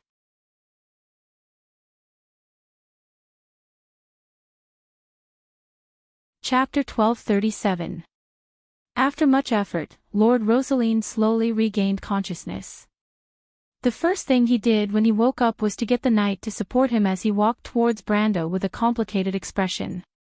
His fat body trembled as he prostrated himself respectfully, intending to kiss Brando's boots to ask for forgiveness. He could not care less about the Rosaline family's dignity and his dignity at this moment. Of course, the Lord thought that this was nothing in front of the young man in front of him. He was not the most outstanding of the Rosaline family masters, but at least he was not stupid. Even though he had been frightened previously, he understood everything at this moment. Regardless of whether it was his guard captain or the young man in front of him, according to the saying of the 9 Phoenix region, they were legendary existences above the clouds. To these people, as long as the Rosaline family did not want to be removed from the swift plains, they could not afford to offend them. He was full of regret. He had agreed to work with the ghost chariot, thinking that they would protect him. He had thought so too. In a place like the Swift Plains, where the Emperor was far away, even the 9 Phoenix royal family could not do anything to him. After all, the extreme sword masters of the Jade Phoenix bloodline would not easily leave the country. Those people still had to guard against the ghost chariot sword masters from ambushing them outside the country's borders. Gaining the favor of the ghost chariot on this piece of land was a great thing for the Rosaline family. However, he did not expect that without foresight, there would be immediate trouble. The 9 Phoenix royal family had not made any moves, but he had kicked an iron plate in his own territory. Looking at the two people in front of him, the Lord of Rosaline had mixed feelings. Although one of them was his guard captain, or rather, the former guard captain, his mind was not muddled. His heart was as clear as a mirror, and he knew that a person like Boban would definitely not be willing to stay in a small place like Rosaline. Before his identity was exposed, he might have been able to conceal his identity and act as the guard captain of his family, but after he revealed his true strength, a place like Rosaline would no longer be able to keep him. Even if he really did stay here, it would be meaningless. Instead, he would bring unnecessary trouble to his family. Not to mention his family that had long since lost its glory. Even the famous families on the swift plains might not be able to provide him with a stage to perform. That was not a game that the Rosalines could participate in. His mind was clear, and he did not harbor such delusions. Although he had been suspicious of why the other party would hide in the Rosaline family, perhaps for the secret of his family, or for some other reason, it was no longer important at this moment. The most important thing was that as a smart person, he had to understand his current situation at all times. This was what the previous head of Rosaline's family, who was also his father, had taught him. Even though he was already over 50 years old, he still remembered this lesson with trepidation. He remembered that his father was the most outstanding patriarch of the Rosaline family in the past few generations. He was far from his father's level, but at least his father had one good point, which was that he knew his place. At this moment, he could no longer care about Ghost Chariot's favor. If he did not do so, there would be no future for him. This Rosaline leader did not understand Brando, and neither did Blanche. He watched as the leader that he had brought up trembled as he knelt down and lowered his head to kiss the dust on Brando's boots. His expression did not change. He was not a cold-blooded person, but he was once the ruler of a country, and he no longer had such naive thoughts. He understood that if the other party wanted to survive in a chaotic place like Swift Plains, this was the attitude that the weaker party had to take. This had nothing to do with dignity, because when one lacked the necessary strength, it was actually superfluous and might even be harmful. Just like what the Rosaline leader had thought, since he had already revealed the power of an ultimate grade Grand Sword Master, he could no longer stay in this place. He had to leave eventually and could no longer protect this broken family left behind by the previous leader. After he left, the other party would have to rely on his own power to survive in Swift Plains. The Nine Phoenix might not be a world where the strong were respected, but in Swift Plains, this kind of thinking was very popular. Blanche had been immersed in this culture for decades, so he was more or less influenced by this kind of thinking. However, Brando did not necessarily agree, especially when he saw this fat fellow like a ball crawling down in front of him and kissing his boots. Whether it was mentally or physically, he could not take it. With a lift of his hand, 3 silver lines appeared out of thin air and held the leader up. "No need, I am not that petty." Brando looked at the other party and replied. The leader of Rosaline raised his head to look at him in shock, and at the same time, he looked at Blanche who was beside him. Blanche nodded at him and replied, "Just listen to Mr. Brando. He is the descendant of an old friend of mine, so he will not make things difficult for you." The leader of Rosaline's expression changed before he finally heaved a sigh of relief. He looked at Brando, then at his guard captain, and his heart was filled with regret. When he thought about how he had led a group of ants to provoke the other party, he could not help but feel his molars ache. At the same time, he cursed his bad luck in his heart. However, who would have thought that a young man who looked like he was in his early 20s would have such power? The so-called 1-in-1,000 years genius of the Ghost Chariot lineage, Fang Qi, had been praised by the Ghost Chariot as if he was the best in the world. Before he had seen a higher level of power, he had indeed been fooled for a period of time, and was amazed by the young man's power. However, he could not help but curse in his heart, what 1-in-1,000 years genius. He has really lived his life like a dog. He had already pushed the responsibility of his misjudgment of Brando's power to the most outstanding genius of the Ghost Chariot lineage in the past 1,000 years. Unfortunately, what he didn't know was that Phantom Chariot's talent aside, Brendel's strength was obtained through cheating, and there probably wouldn't be a second person in the world who could match him. However, he was not the only one who had such thoughts. He was also amazed by Brando's power. However, he was not amazed by Brando's absolute power. He was not as ignorant as the former. He knew that there were some ancient inheritances in Wone that could rapidly increase a person's power. These inheritances were hard to come by for ordinary people, but they were not as rare as one would imagine for a descendant of a marshal of the Empire's allied forces. At least he knew that Sir Darius and Her Majesty should have obtained some inheritances related to the Dark Dragon during the last battle. However, what really amazed him was the state of Brando's swordsmanship. This was something that could only be achieved through the accumulation of time and extraordinary talent. During their battle, he could easily feel that this descendant of the marshal had reached the final step in his swordsmanship. He was only one step away from the highest state of a warrior. There were such sword masters in Wone and even in Cruz. At least, as far as he knew, there were a few within the Empire. However, there was no one like Brando who was only 20 years old or even 50 years old. Regarding a freak like Brando could only sigh in his heart. No wonder he had the monstrous bloodline of the Darius family. He was exactly the same as his grandfather. Brando glanced at Lord Rosaline, who was standing there respectfully. He knew that he had convinced Lord Rosaline. Of course, he also knew that Deputy Marshal Brando had contributed to this. Even though he wasn't sure what Lord Rosaline's attitude was, at least for now, he should be considered friendly. He turned back to look at Huanghua. The little girl was also staring at him with a hint of anticipation in her dark eyes. Brando knew what the Princess of the Nine Phoenix royal family wanted him to ask, so he nodded.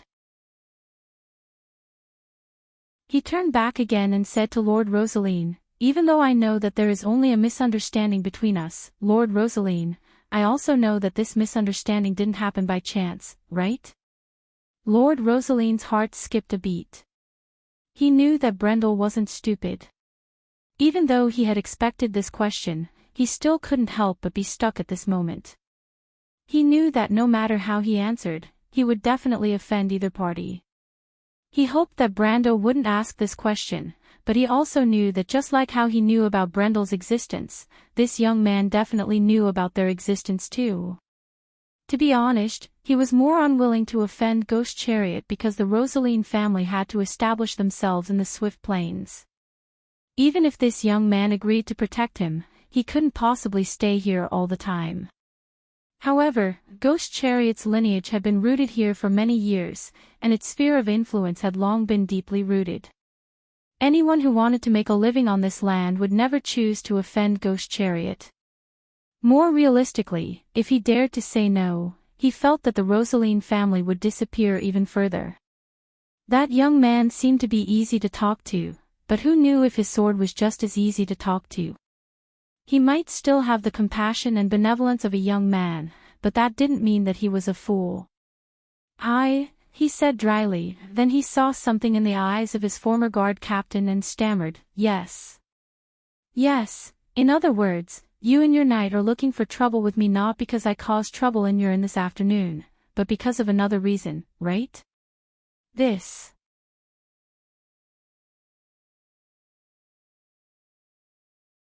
Chapter 1238. Brando could have asked Blanche, but he didn't choose to do so. Although he didn't know why the vice-marshal was here, he could tell from his attitude towards the lord that he had some feelings for this place. He felt that if he were to ask, the other party might give him the real answer. However, that would seem like a betrayal to the Rosaline family. Perhaps the other party would not be calculative on account of his grandfather, but Linley did not want to owe the other party a favor. Besides, he didn't think that he wouldn't be able to convince the lord who didn't seem like a tough nut to crack. "I heard what you said just now, Lord," Brendel reminded him. "What? What did I say?" "You intend to let your knight attack Phoenixwa. As a lord, you won't be calculative with a little girl over such a small matter, right?" "This, all right, Lord, I want to hear the truth. You don't have to worry about anyone finding trouble for you. With me here, no one will dare to attack you. Indeed, it's here." The Rosaline lord couldn't help but laugh bitterly. If possible, he was willing to believe that this young man had the ability, but he obviously couldn't stay in the swift plains forever. He could protect himself for a while, but could he protect the Rosaline family forever? But he knew that he had to make a choice. It depended on whether the Rosaline family would be finished now or after this incident.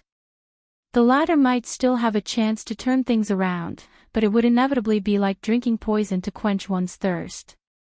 Brando obviously understood the hesitation in the Rosaline lord's heart. Just as he was about to add more to shake the lord's resolve, Phoenix was suddenly spoke. "My lord, the ghost chariot isn't your only choice. In the history of the Nine Phoenix, they are just a bunch of losers. The Nine Phoenix welcomes all law-abiding people, and the Rosaline family doesn't have to stay in the swift plains." The little girl, who had always been taciturn and courteous, spoke to the Lord of Rosaline and everyone present with a serious expression. "My lord, your family has left swift plains for decades. Why don't you choose a brighter path instead of staying here with the anomalies? Be it for the sake of your family or your people. Are you not willing to see the Rosaline family prosper in your hands?"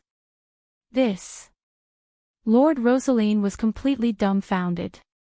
He was still unsure of this little girl's true identity.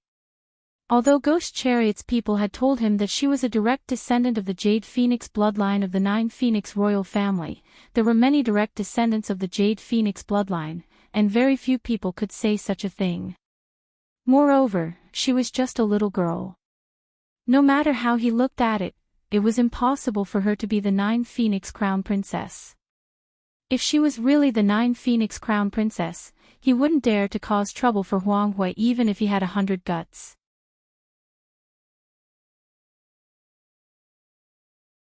It was a pity that Lord Rosaline didn't expect Huanghua's identity to be much nobler than he had imagined. In the Nine Phoenix Kingdom, the position of the crown princess wasn't fixed, but there were only a few Jade Phoenix mages descendants in history. The former only required qualifications, while the latter required a special bloodline. "Trust her. She can be responsible for her words," Brando said to him. However, he also looked at Huanghua strangely. Of course, he could tell that the mountain of flesh in front of him was tempted. The little girl's words seemed to have scratched the itch in his heart at the right time. The Lord was already wavering, and it was only a matter of time before he changed sides. In fact, Huanghua didn't promise much, and she didn't make any promises. Brando didn't expect this little girl, who looked a little silly and innocent, to be able to say such rigorous and watertight words with a straight face. He walked to her side. Huanghua bowed slightly to him and explained softly, "Mr. Brando, you don't have to be surprised. After all, Huanghua is also a member of the Nine Phoenix royal family. I will also learn what my brothers and sisters want to learn." "No," Brando replied, "but you are only 10 years old, right? In the Nine Phoenix, Huanghua has always been a little smarter than the others." The little girl smiled and replied cheekily, "But in front of Mr. Brando, she is far inferior." Brando looked at her with some surprise. He seemed to have guessed something from her words. "You want to learn swordsmanship from me?" Huanghua shook her head. "After watching the battle between you and that person, Huanghua understood that it is impossible for Huanghua to go too far on the path of swordsmanship." Hearing what she said, Brando's eyes flashed with a strange light. "You can see that too? I don't know if it's right or wrong, but I have this idea in my heart." Brando couldn't help but gasp. This little girl's talent was too terrifying. She could even sense such things with her intuition. It was simply incredible. He once thought that it was ridiculous enough that he had the system, but compared to this little girl, it seemed to be nothing. After all, the system could only help him in terms of absolute strength. After reaching the supreme state, the only thing left to help him was to digitize this world. However, Huanghua's talent could help her continue on this path. She might be slower than him at the beginning, but after reaching a certain level, she would be well prepared. She might even break through all the way to the true perfect body. Why is there such a person in this world? Brando couldn't help but feel a throbbing in his heart. Huang Hua didn't belong to this era. Her era obviously wouldn't come until she fully grew up. In the Amber Sword, that should be at least after the year of the Starfire. When she started on this path, wouldn't it be after the twilight of the game? Then how many people like Huang Hua were there in this world? Was she still immortal? Brando frowned as he looked at Huang Hua. He vaguely saw something in her. If her potential represented the future of the Iron Folk, then perhaps Martha's plan was not impossible.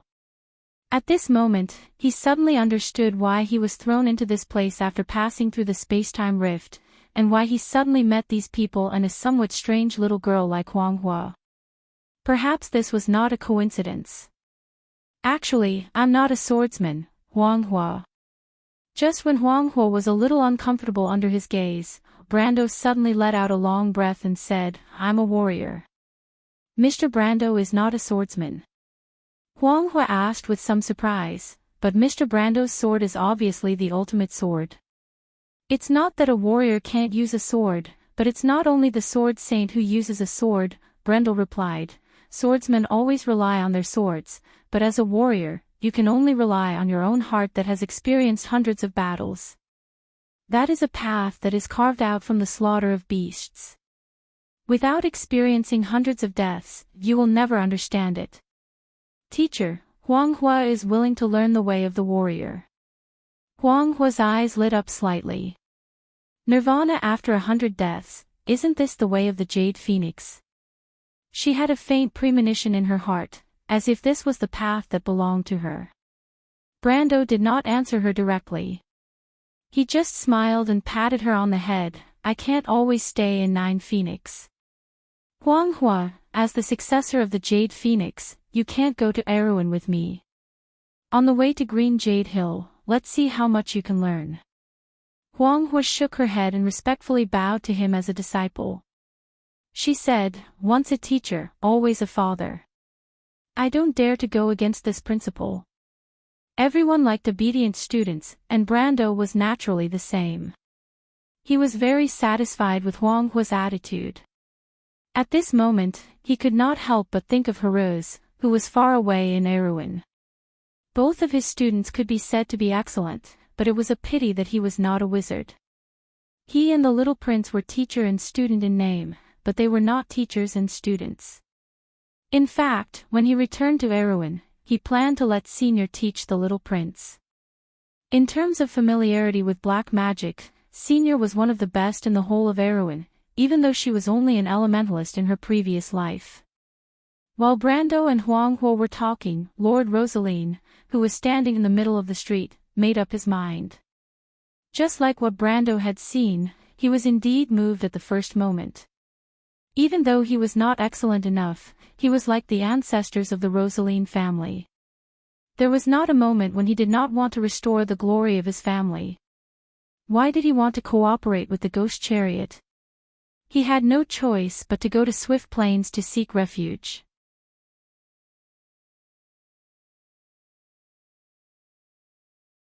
No matter how smart the Ghost Chariot was, it was impossible for them to guess Brando's strength out of thin air.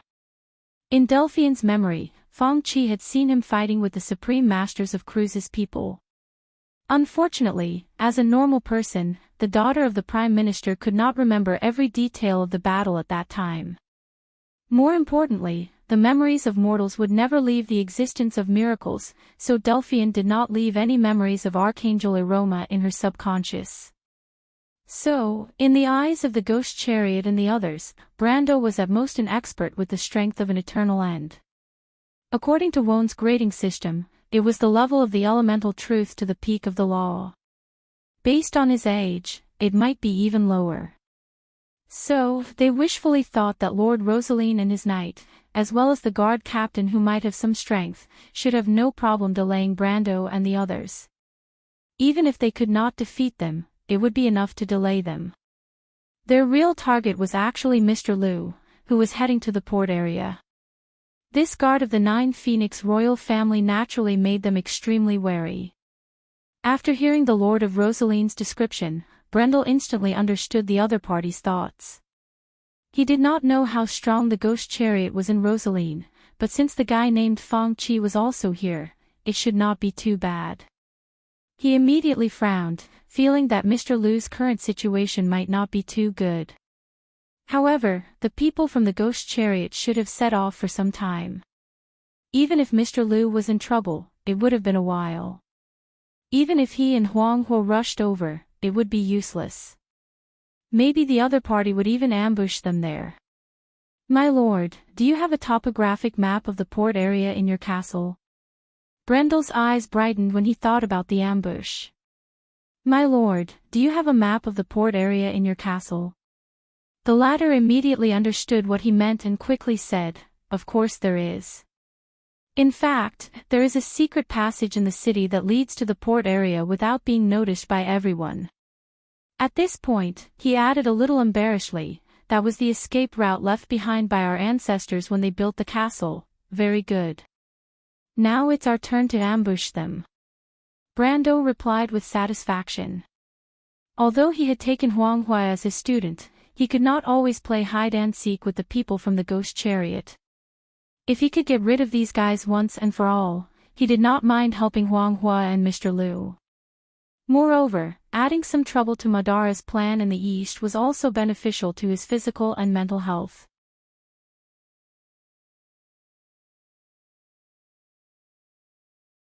Chapter 1239. After completely siding with the Nine Phoenix royal family, Rosaline no longer held back. He immediately ordered his subordinates to return to the castle to retrieve the distribution map of Rosaline's establishment. To be on the safe side, he also ordered Kasaf, the captain of the night team that Brando had met earlier at the Qiuzongs River. He was one of the last knights to arrive. At that moment, he was overjoyed that he had avoided a disaster. He was no longer as arrogant as before towards Brando and Phoenix Fire. He was careful and respectful to lead his subordinates to follow them and guard against Ghost Chariot's interference.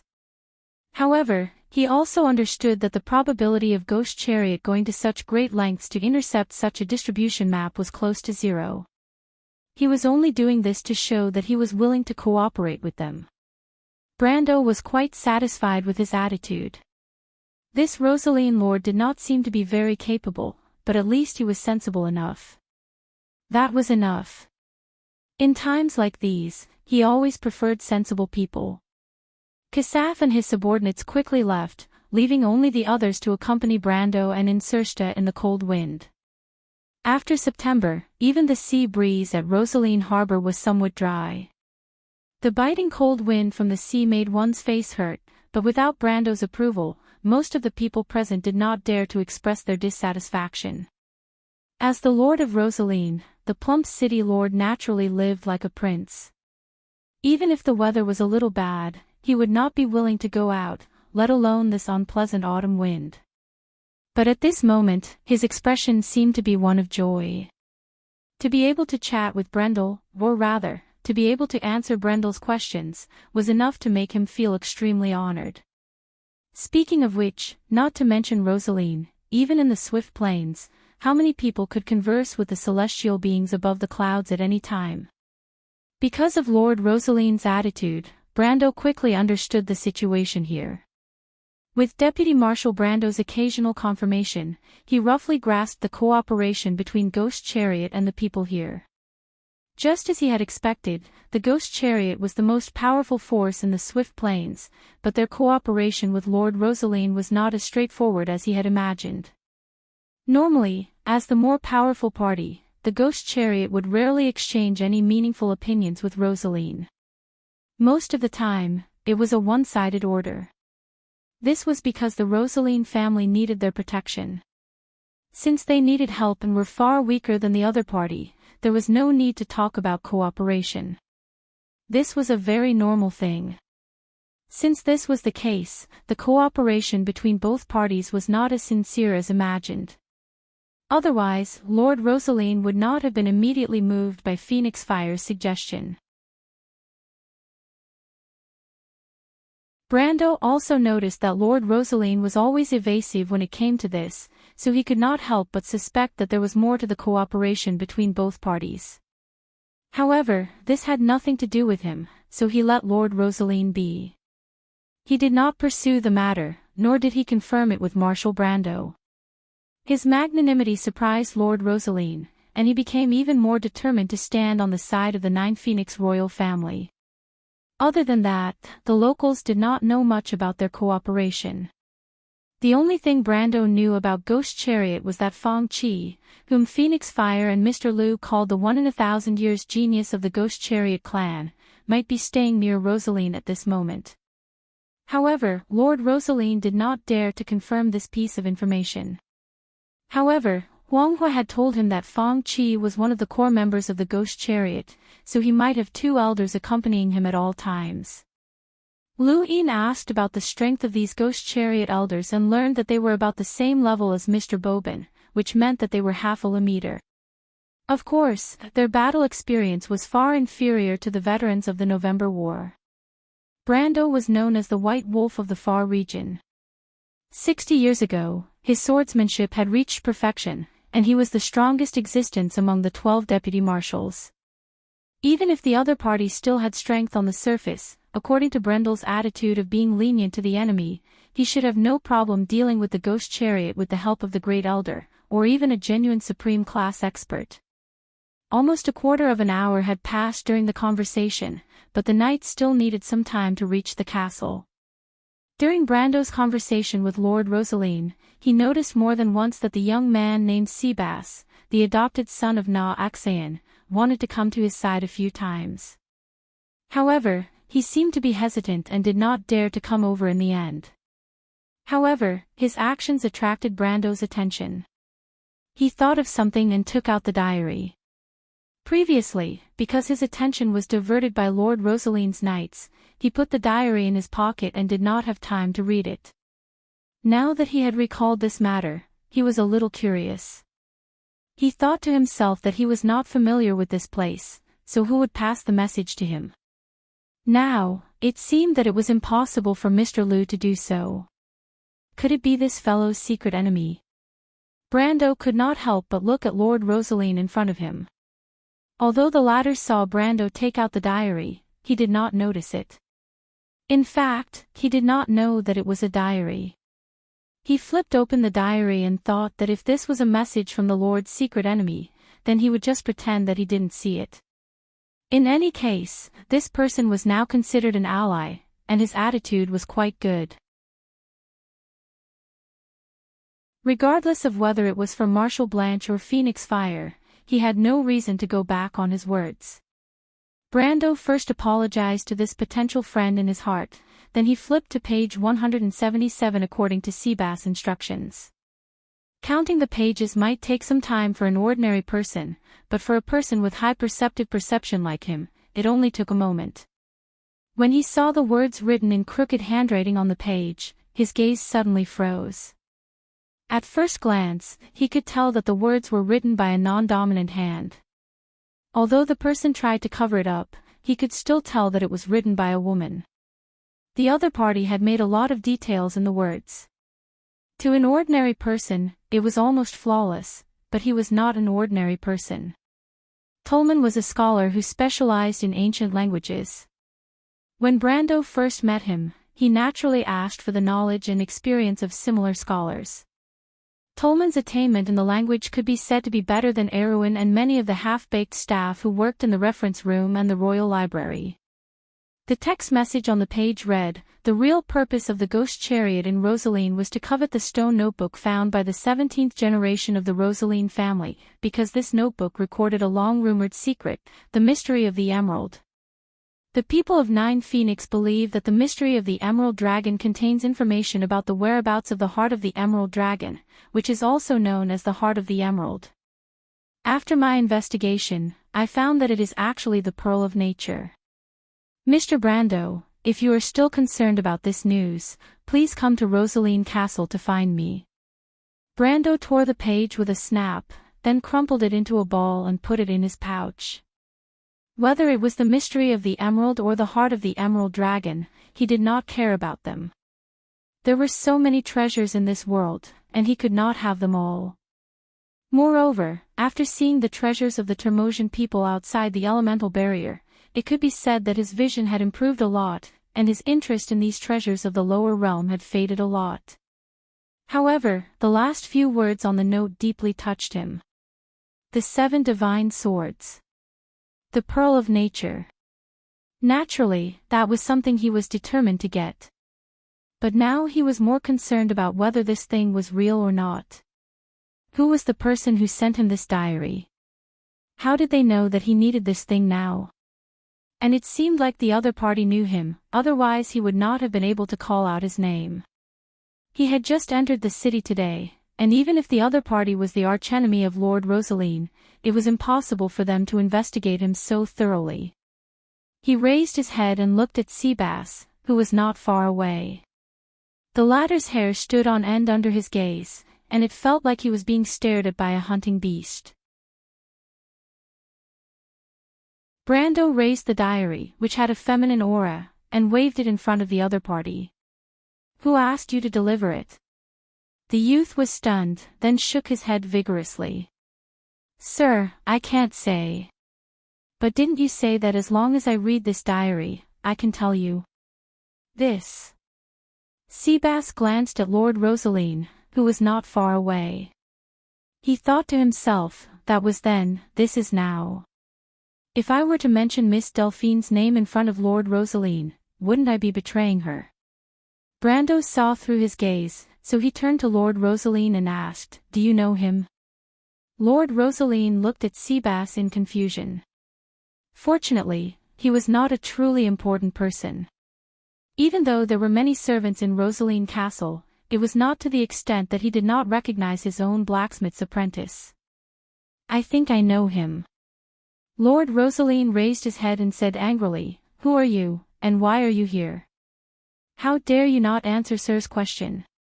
He then explained to Brando with a bashful face, Sir, he is still a child and is not very sensible. Please don't be angry, I will immediately explain to him what is going on.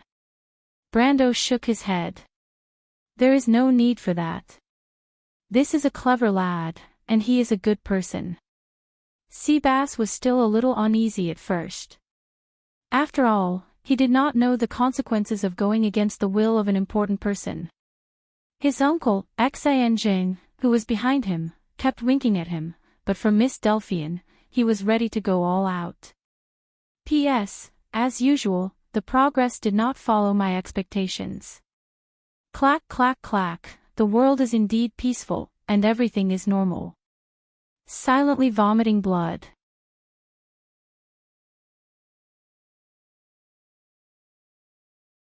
Chapter 1240. However, he did not expect Brando to say such a thing, and the dark-skinned youth was overjoyed. He knew that this young man's position in his lord's heart was very important, and Brando's words were a great help to him. As expected, he saw his lord giving him a look of praise, and he could not help but feel elated. At the same time, he felt a little guilty. No matter what, he still could not answer Brendel's question. He did not know that Brendel actually did not need to get any information from him.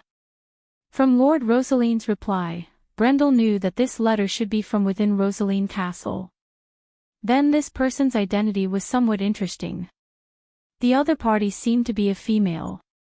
Brando could not help but turn around and ask, My lord, do you have any spies in the castle?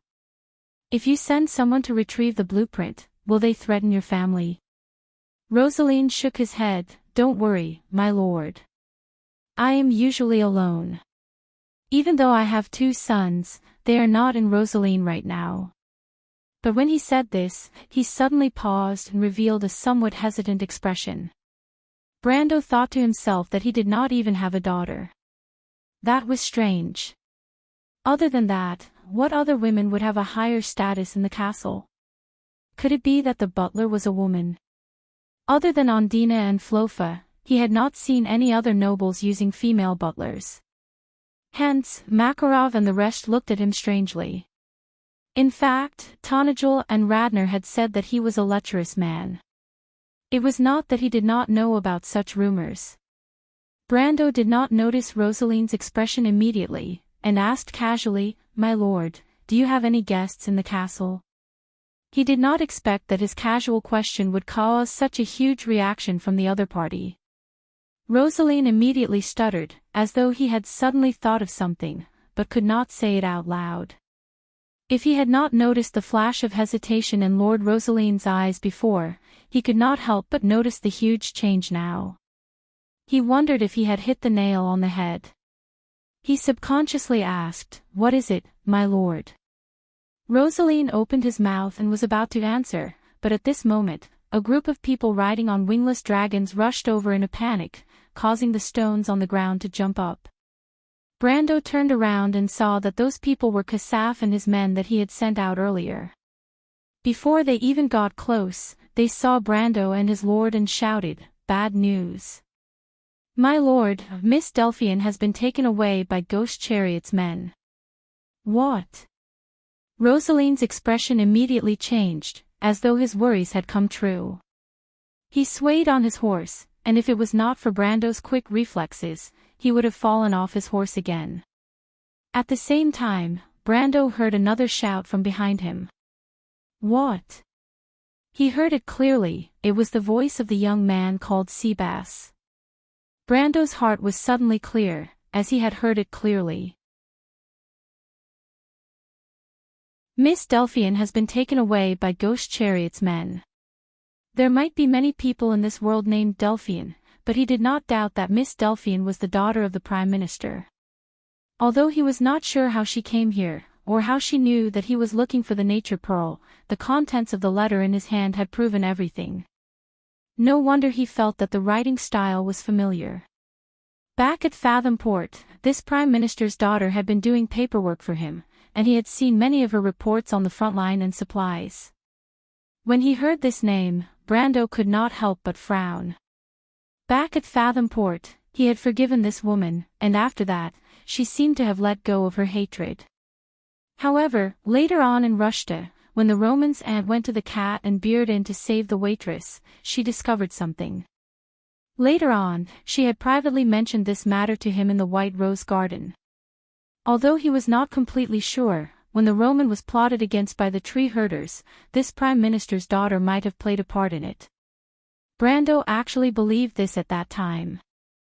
Later on, he had carefully thought about Delphian's motives.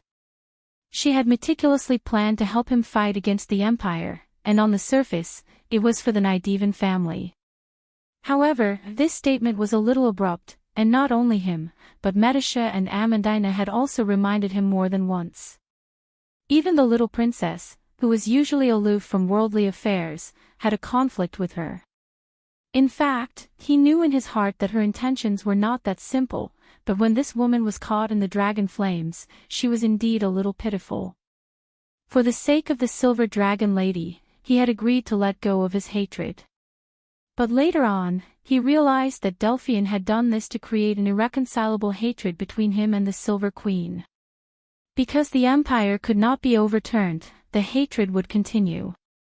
She just did not expect the Silver Queen's final outcome, or else her target of revenge would not only be him, but also the entire kingdom of Erewhon.